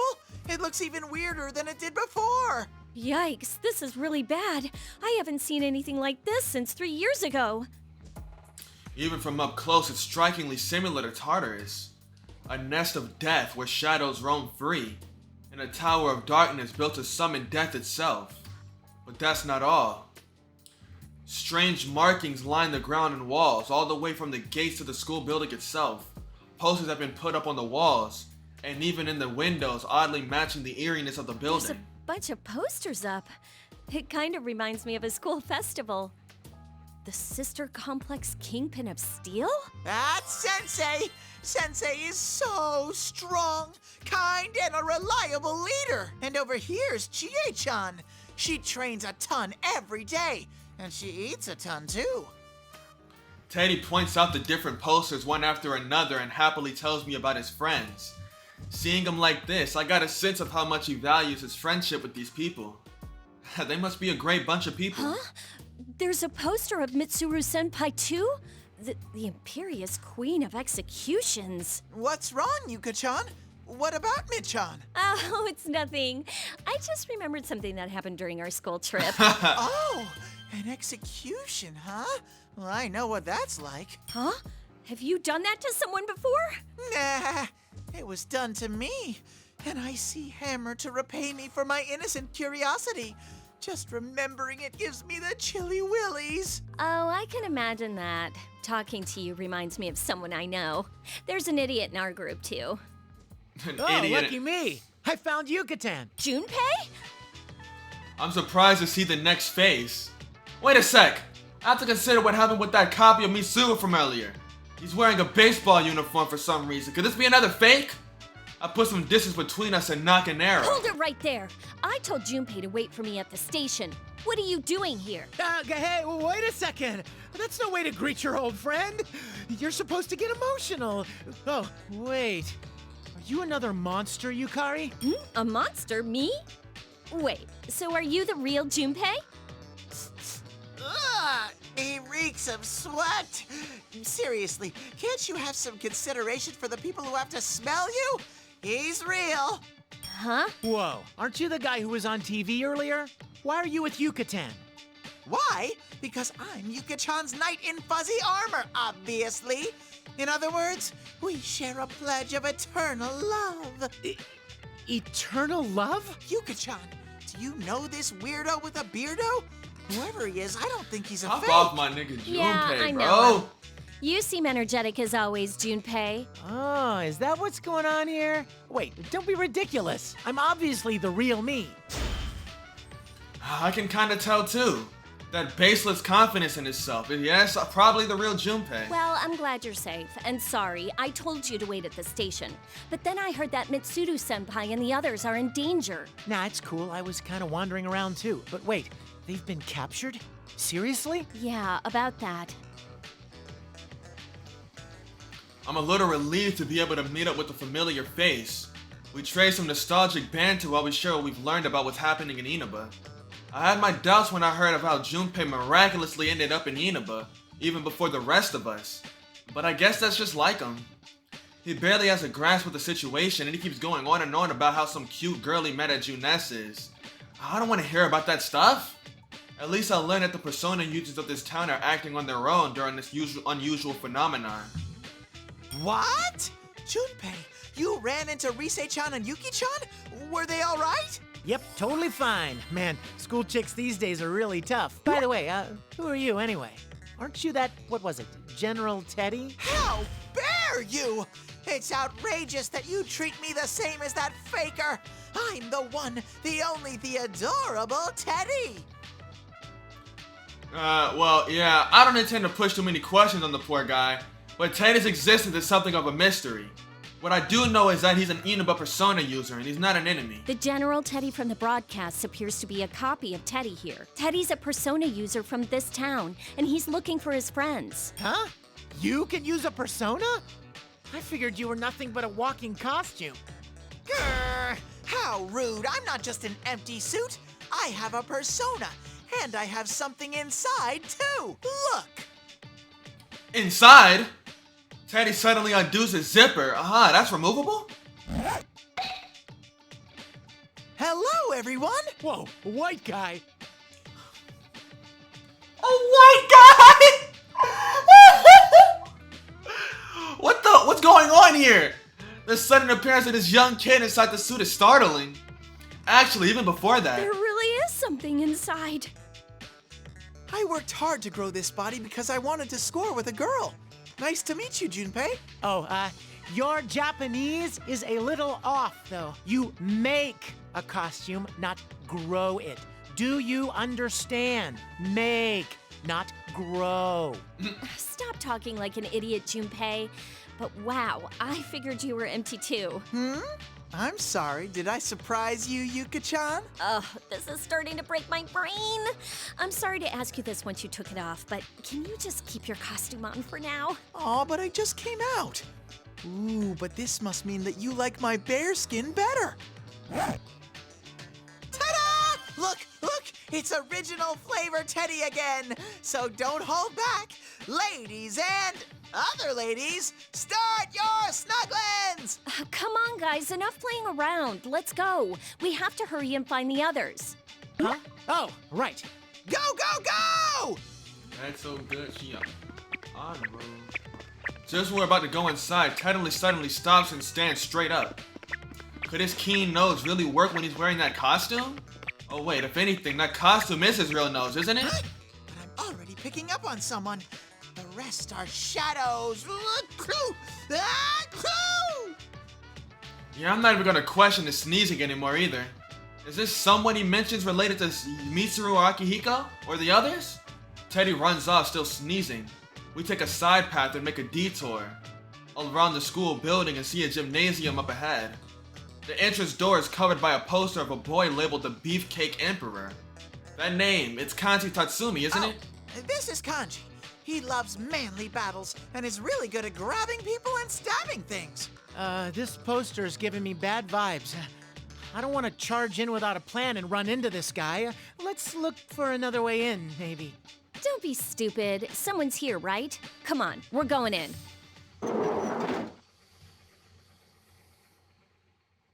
I make Junpei open the door despite his protesting. The central area inside the gym is open, though chairs are stacked high up all around, reaching almost to the ceiling. A blond, well-built young man is standing in an open space, clearly waiting for us. There's no mistaking him. This is Kanji Tatsumi, whose face is on the poster we just saw. Finally, you showed up! Hello, boys! I've been waiting forever and ever for you. Especially you, Slugger. Back off! Just to be clear, you don't know this guy, right? No! He's got no business calling me out like a designated hitter. Hey, Teddy! That's your friend, right? Why don't you sniff him and see if he's one of those fakes?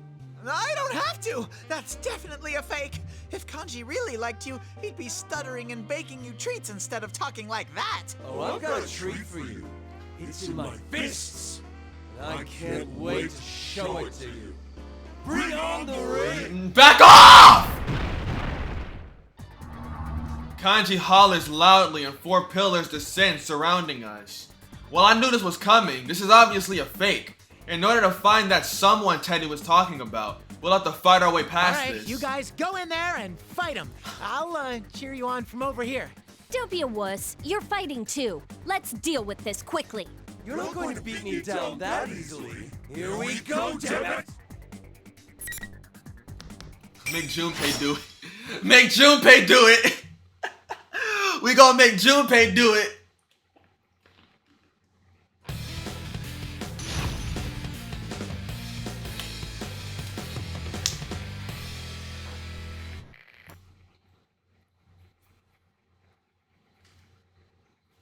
Finally. This fucking. So soft! Howie, it's coming! What? Let's shut them up now.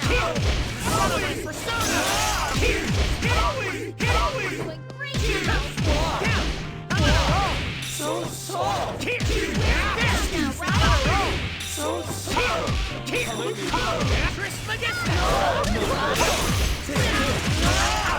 Alright, I got it. I don't. What the fuck is this? What is that? What is this? Oh, those are Kanji's moves. I was so confused. Explosive level Grand Slam. Okay. This is your chance. Oh, snap! Oh, this macho glory. Perfect swing.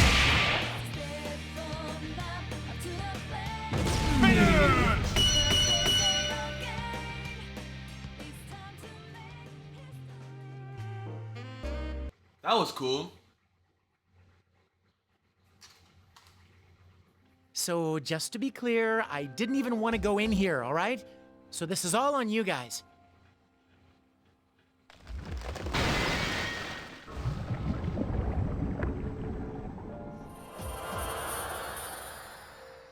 As Junpei stumbles through whatever he's trying to say, the fake kanji crumbles and loses its shape.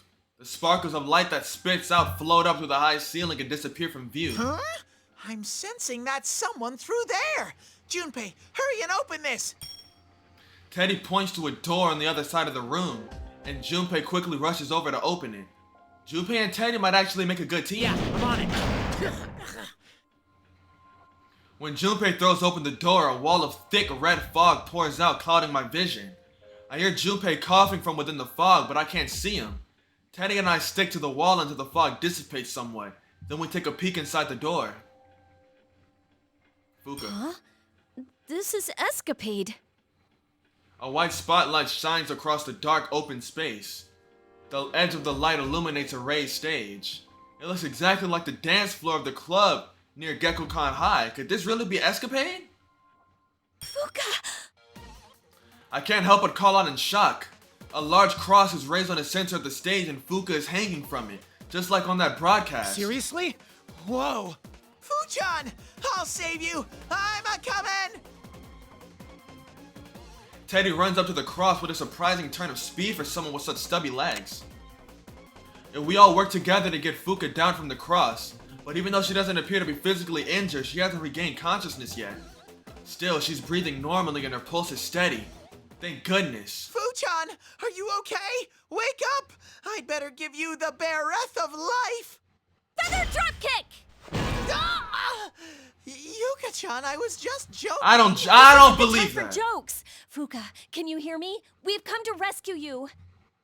Ah, are you coming too? Yukari-chan and Junpei-kun, did you rescue me?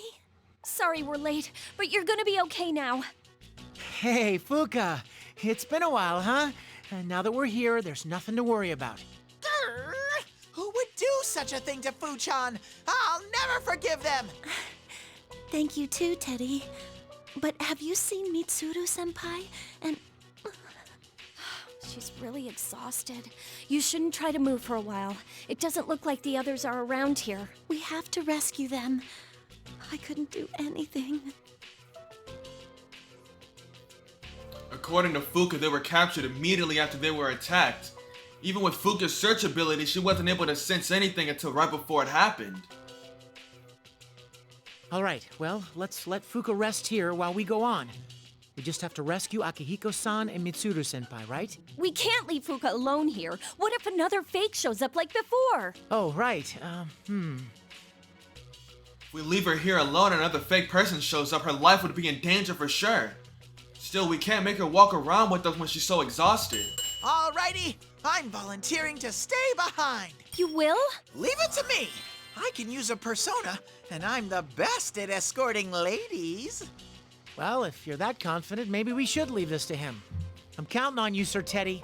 Be her knight. Junpei pats Teddy on the back. Teddy smiles proudly and gives us a thumbs up. These two are starting to act like they've been partners for years. Teddy, are Yukun and the others here too? Huh. From what Junpei told us, Rise-chan and Yuki-chan left Junes to look for Kanji and Nao-chan. But if they notice what's happened to the school, I'm sure they'll end up here. I see. If Rise-chan's with them, then there's no need to worry. Yukari-chan, Junpei-kun, please go on ahead and save the others. I'll remain here with Teddy. I'll contact you all with my persona once I've recovered a little. Please, just give me a little time. I raise an eyebrow, but Fuka smiles and tells us she'll be okay. I read that Teddy fought through the entire case in Inaba too, so I guess they'll be alright. We leave Fuka in Teddy's care and leave the gym, finally making our way to the school building.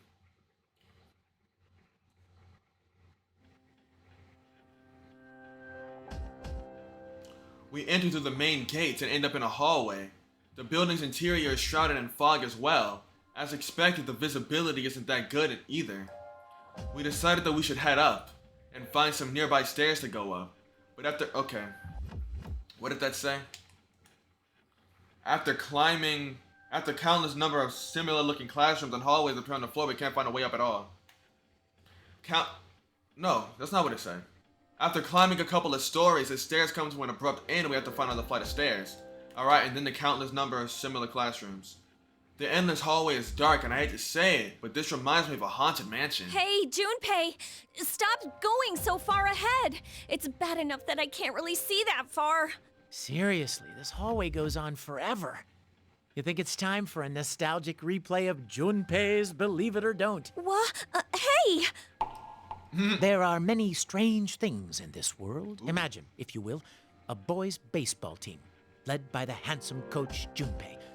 What you'll hear next is a true story, a tale of mystery and fear. Feather punch! Knock it off, you know I hate that ghost story stuff. And when did you start coaching kids? Ow, will you stop hitting me? Didn't I tell you, I coach a kids team, and I'm surprisingly good at it. Is that why you reek of sweat? Do you ever wash that shirt? What kind of slob do you take me for? And you're one to talk. You're wearing some pretty funky clothes yourself. I have a reason for this, jeez. I knew I should have changed. We continue talking back and forth about this for a while as we proceed. trying to distract ourselves from the creepy atmosphere. Eventually, the hallway leads with a very heavy-looking metal door. Above the door is a sign reading announcement. Dead end, huh? Well, I guess we better go on in through here. The room behind the door is filled with tons of monitors and sound equipment. This professional-grade equipment isn't what you'd expect to find in an ordinary school's announcement room. This looks more like a studio on a real TV station. This is creepy. But maybe this is where General Teddy is making his broadcasts from. The monitors suddenly flash to life and illuminate the room. What's going on? The screen in front of us is showing us a location that we both recognize. The Moonlight Bridge. The gigantic suspension bridge connecting Iwatodai and the man-made Port Island. The camera zooms in on the bridge's main tower. Another cross identical to the one Fuka had been bound to was on the screen. A figure in white is held on it with her head drooping down. Yuka-tan, is that? I guess we have to save her! But how? Are we gonna head all the way back to Iwatodai? There's no reason to worry about things like that. After all, this place is your final destination. Akihiko? While our eyes are glued to Aigis on the monitor, a familiar voice suddenly speaks out from behind us. We turn to see a person standing there with a red cape. Akihiko? No, that can't be right. Even I've started catching on to this. He shakes his fist as if to taunt us, and wears an irritating smirk on his face. This is likely another fake. Doesn't it bring back memories? You fought those artificial persona users on that bridge. It was a conflict of burning passion. There was one simple rule. Power decides all. Now, try and fulfill my innermost desire. Bring on the ring! As he shouts, the red pillars appear again. We're up against a fake version of Akihiko this time, huh? Well, this is gonna be awkward. Hey, Yuka-tan, I know this is a fake Akihiko-san, but isn't that the kind of thing he's normally ranting about? Maybe, but this isn't the time to talk about stuff like that. We can't lose no matter who we're up against. Oh, are you on fire, Yuka-tan? All right, I'm getting pumped too. Let's go for a grand slam. Go with Yukari. I played Junpei earlier, let's go Yukari this time.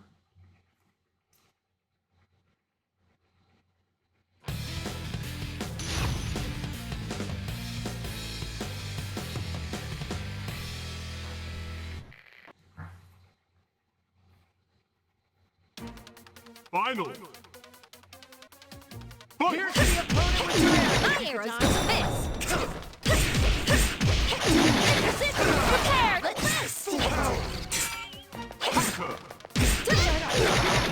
clear shot.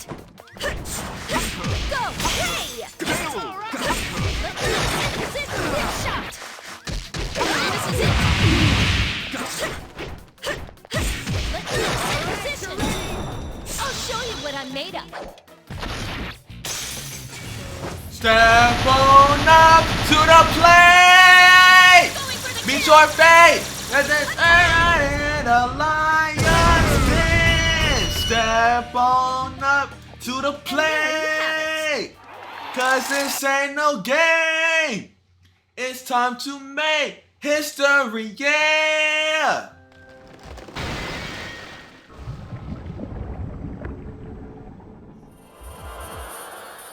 Whew. That was a really good copy of Akihiko-san, huh? What a fight! Junpei looks relieved as he watches the fake Akihiko melt, but something's bothering me.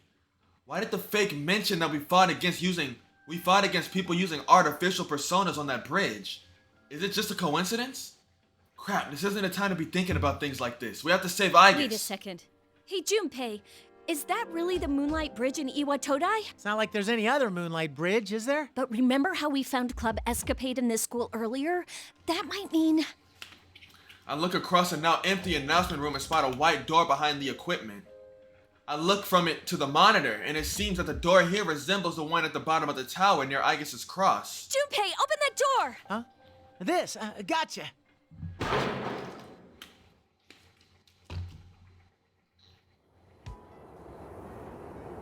Bingo! Just as I thought, somehow the school is connected to the Moonlight Bridge. The wind is blowing normally and I see the lights of the city in the distance. making it seem like we really are outside. But considering how absurd this entire situation is, this situation with this Tartarus wannabe is, this is probably another crazy place created by the enemy. That aside, we're supposed to be in Inaba, but we keep running into places that have connections to ourselves. Even if they're artificial constructs, there must be some reason why such a complicated trick is being pulled on us. I'll save you, Aigis. Yucatan, do me a favor and catch her. Got it. Persona!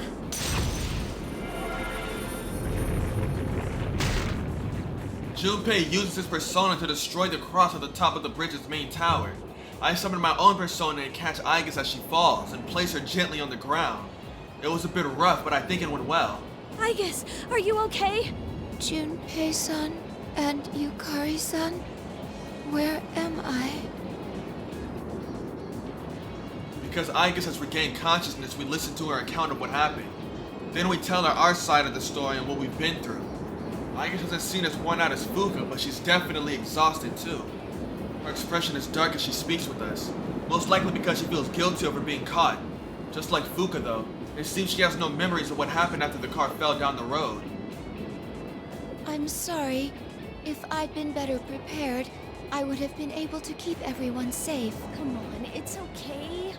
We still need to hurry and rescue everyone else, though. Considering the situation, it would appear we were used as bait to lure you all here. I immediately lost consciousness after falling off the cliff, but I do remember something. What's that? I sensed that someone was close by. That must have been the person who's behind this entire case. The culprit? Aigis, did you see what he looked like? No, Yukari-san. But I did sense something odd about that person. I'm sure that it was a resonance of a plume of dusk. Huh? What? What's a plume of dusk thing again? Simply put, a plume of dusk is what can grant a heart to machines such as myself. Does that mean the culprit has a plume of dusk with him? Oh, right.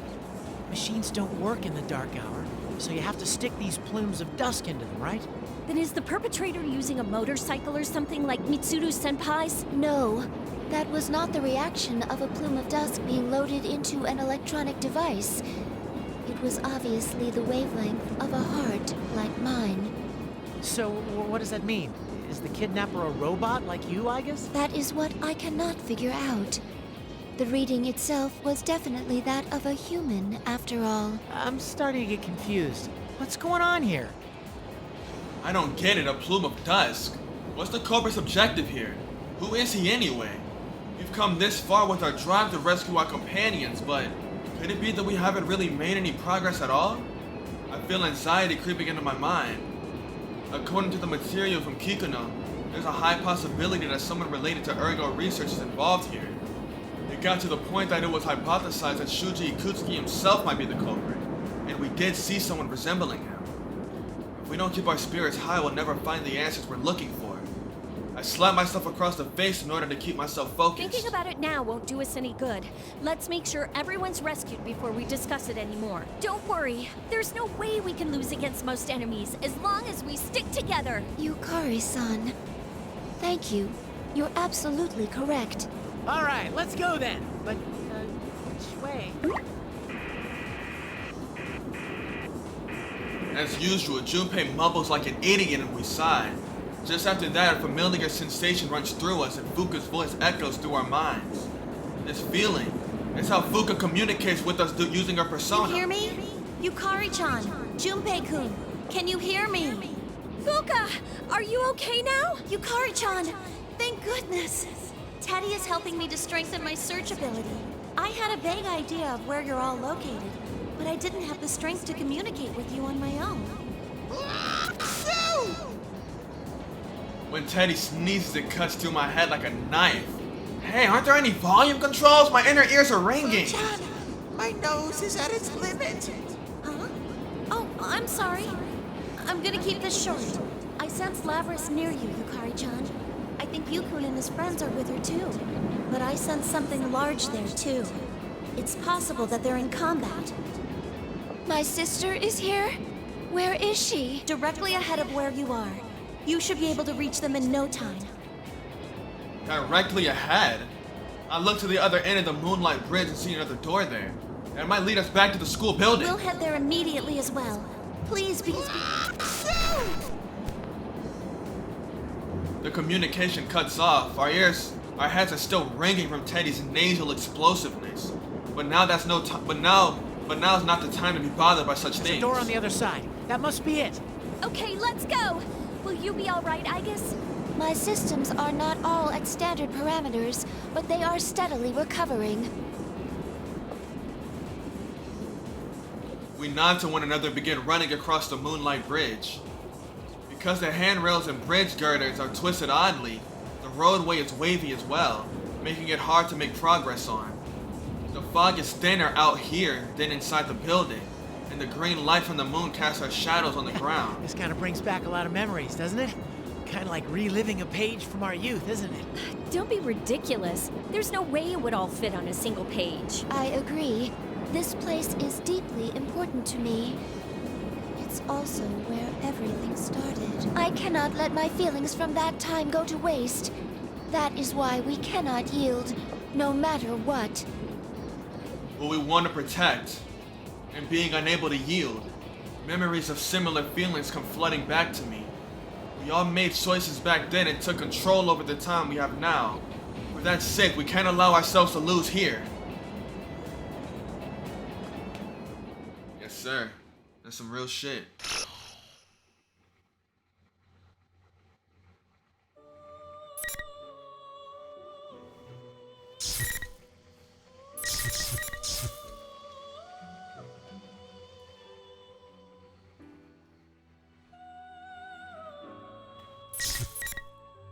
Alright, Akihiko's turn. After this one, I'm gonna end the video.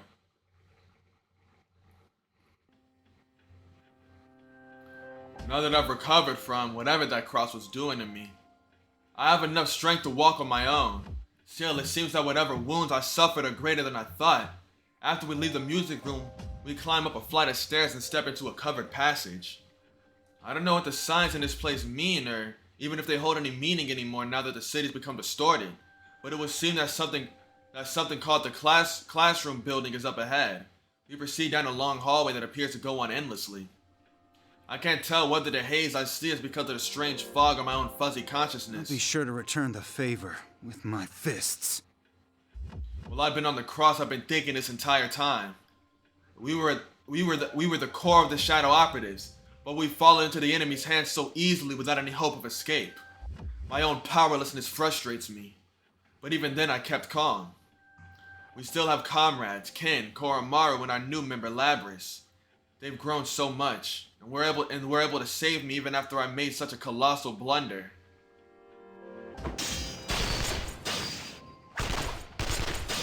Is that gunfire I hear? The sounds ring out continuously as if a battle is taking place nearby. We run in the direction the sounds are coming from. What is this place? It doesn't feel like anywhere else. Sonata-san, this... Talk about having bad taste.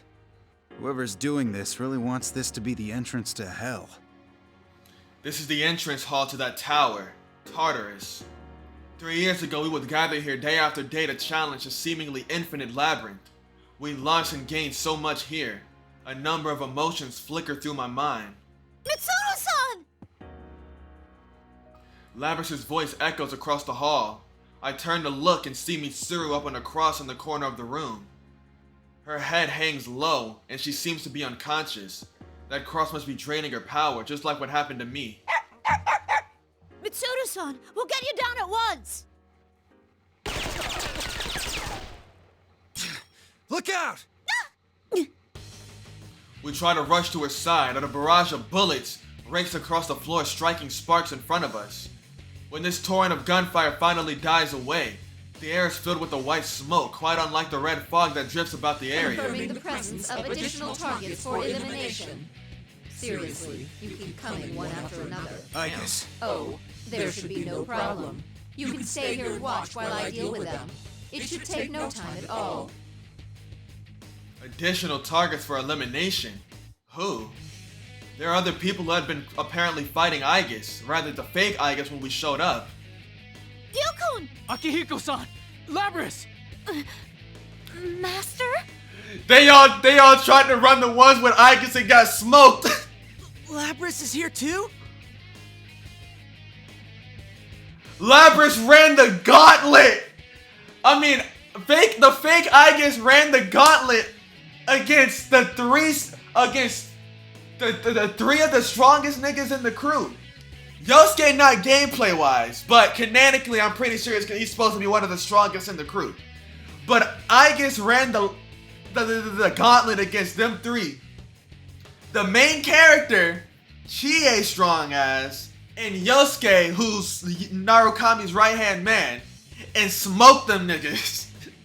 I immediately understand the situation. The rules of the fights here state that battles must be one-on-one, and I see those red pillars surrounding you and his friends and the fake Aigis. Most likely, you had been fighting Aigis while protecting Yosuke and Chie, who were already exhausted. The battle itself is one-on-one, but there's no rule saying you can't attack your opponent's companions if they happen to be in the ring at the same time. And it looks like it's fair game to attack us as well. Seriously, these rules that are convenient only for the enemy are really getting on my nerves. The situation though, the persona users of Inaba, their skills and abilities are far beyond the ordinary. To think that they would be cornered this badly. What's going on? You did this, didn't you? As Labris lashes out in confusion and anger, the shadow taking Aigis' form answers with a twisted smile. Of course I did, sister. I am a weapon. It is my mission to follow orders and eliminate all targets. Now, sister, why are you getting in my way? Get in your way? As you may have guessed, I am a duplicate of Aigis.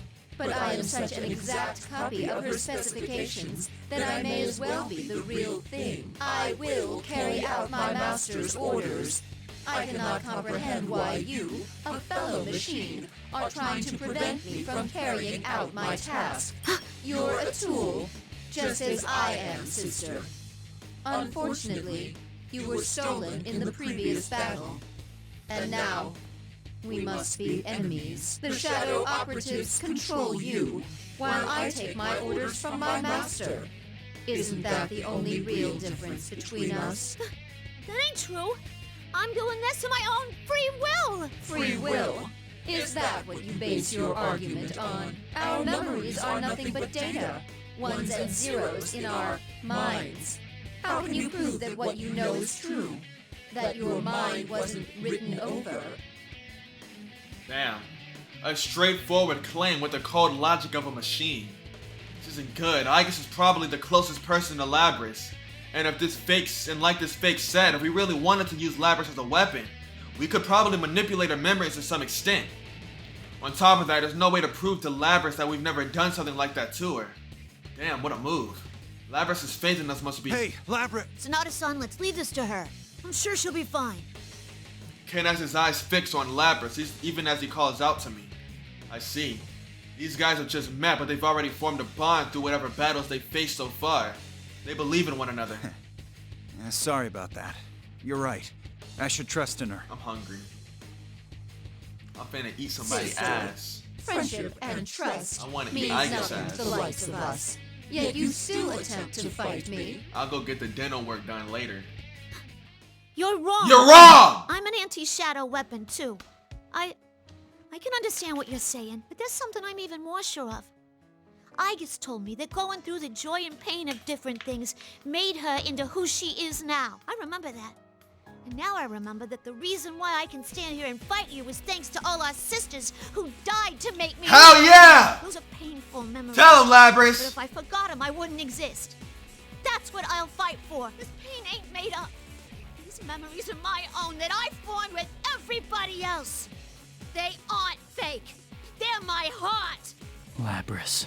Labris. Understood. Master, I have a request to make. The fake Aigis calls out into thin air. This creature, a lump of shadow, has a master. Who in the fuck is she calling out to? Testing, testing. What's this? A dumb old machine calling me up? What nerve? I'm a busy bear. Forgive me. But I have a favor I must ask of you. Please lift the barriers on this battlefield and allow these people to come inside. Huh? You want to let us in? I want to fight them. I wish to crush all their bonds before my sister's very eyes. Damn. What? Oh, for Pete's...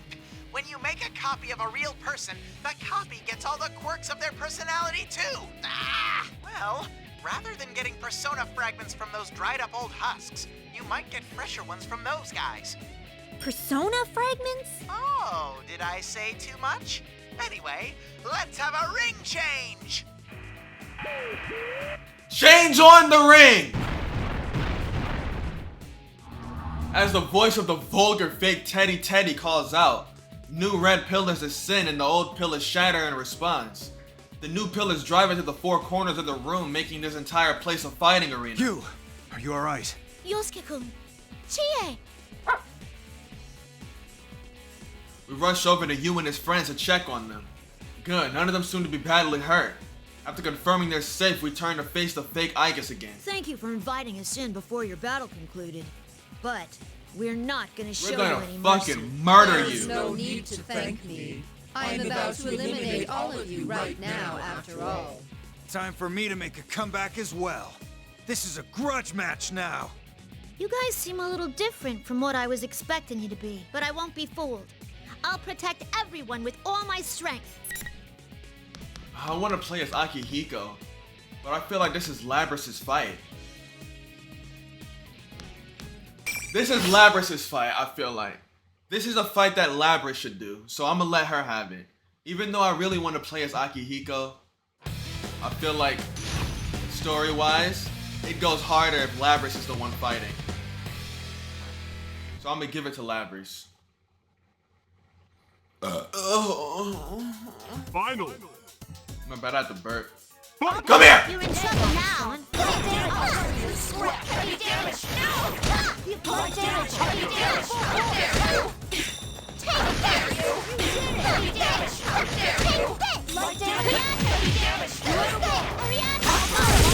Ow, God!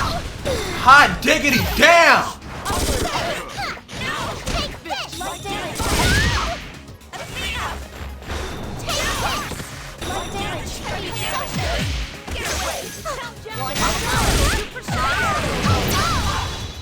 Oh no!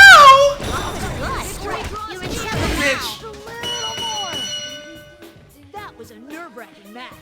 Congratulations.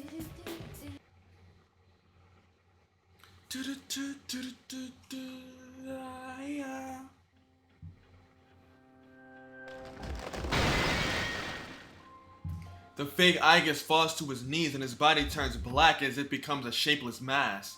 I see a hint of pain in Labrys's eyes as she watches. Looks like we won. You don't need to look at me like that. Either way, we only have a limited lifespan. What do you mean? We were created for the sole purpose of fighting you. Once that duty has been carried out, all we have left to do is expire.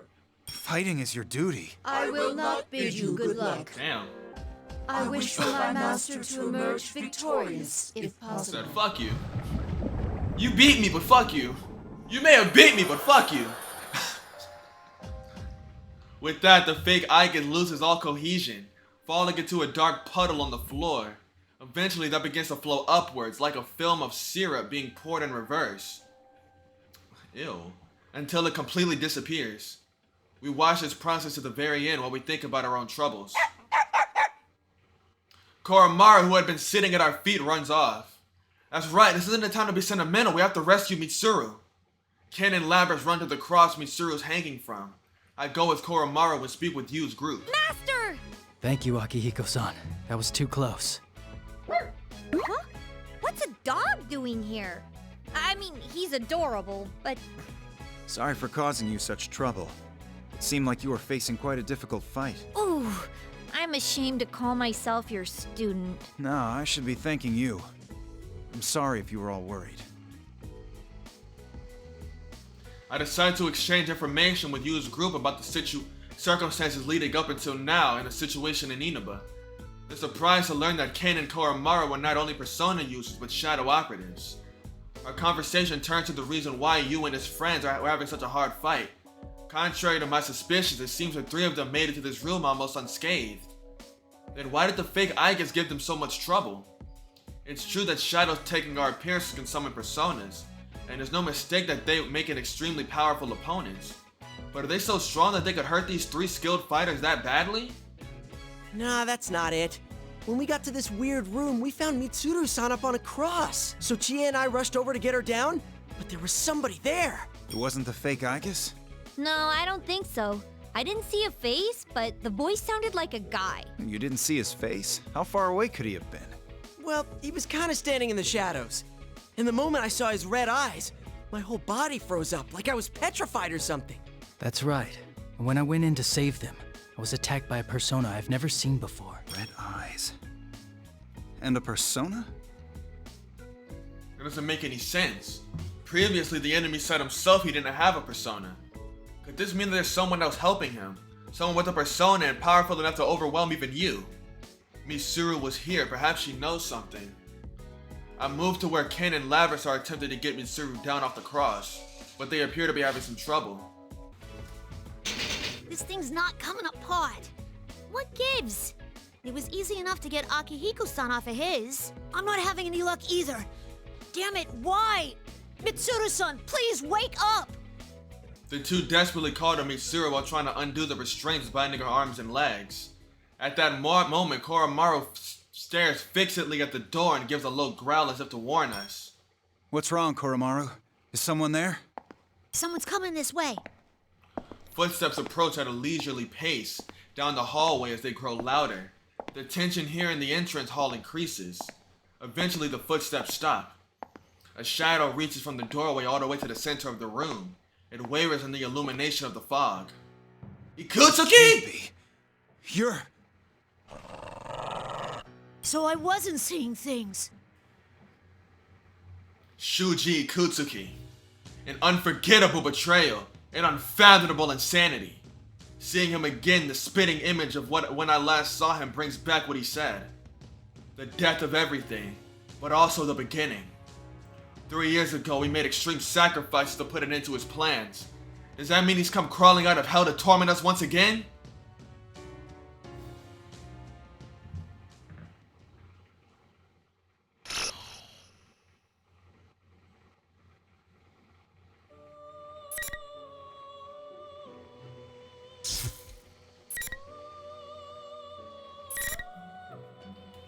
Should we do one more? Should we do one more? Nah, we'll save it for tomorrow. Anyways, that's the end of the episode. I hope y'all enjoyed. Like, subscribe, leave a comment, or read them all. Tap into the next one. Episode P3 and episode P3 is turning out really good. I'm really enjoying it. Seriously. Holy crap, bro. I really like the Ultimax story. I really like the Ultimax story, and I like that it's giving us more of the characters, man. But peace out. I love y'all. Tap in.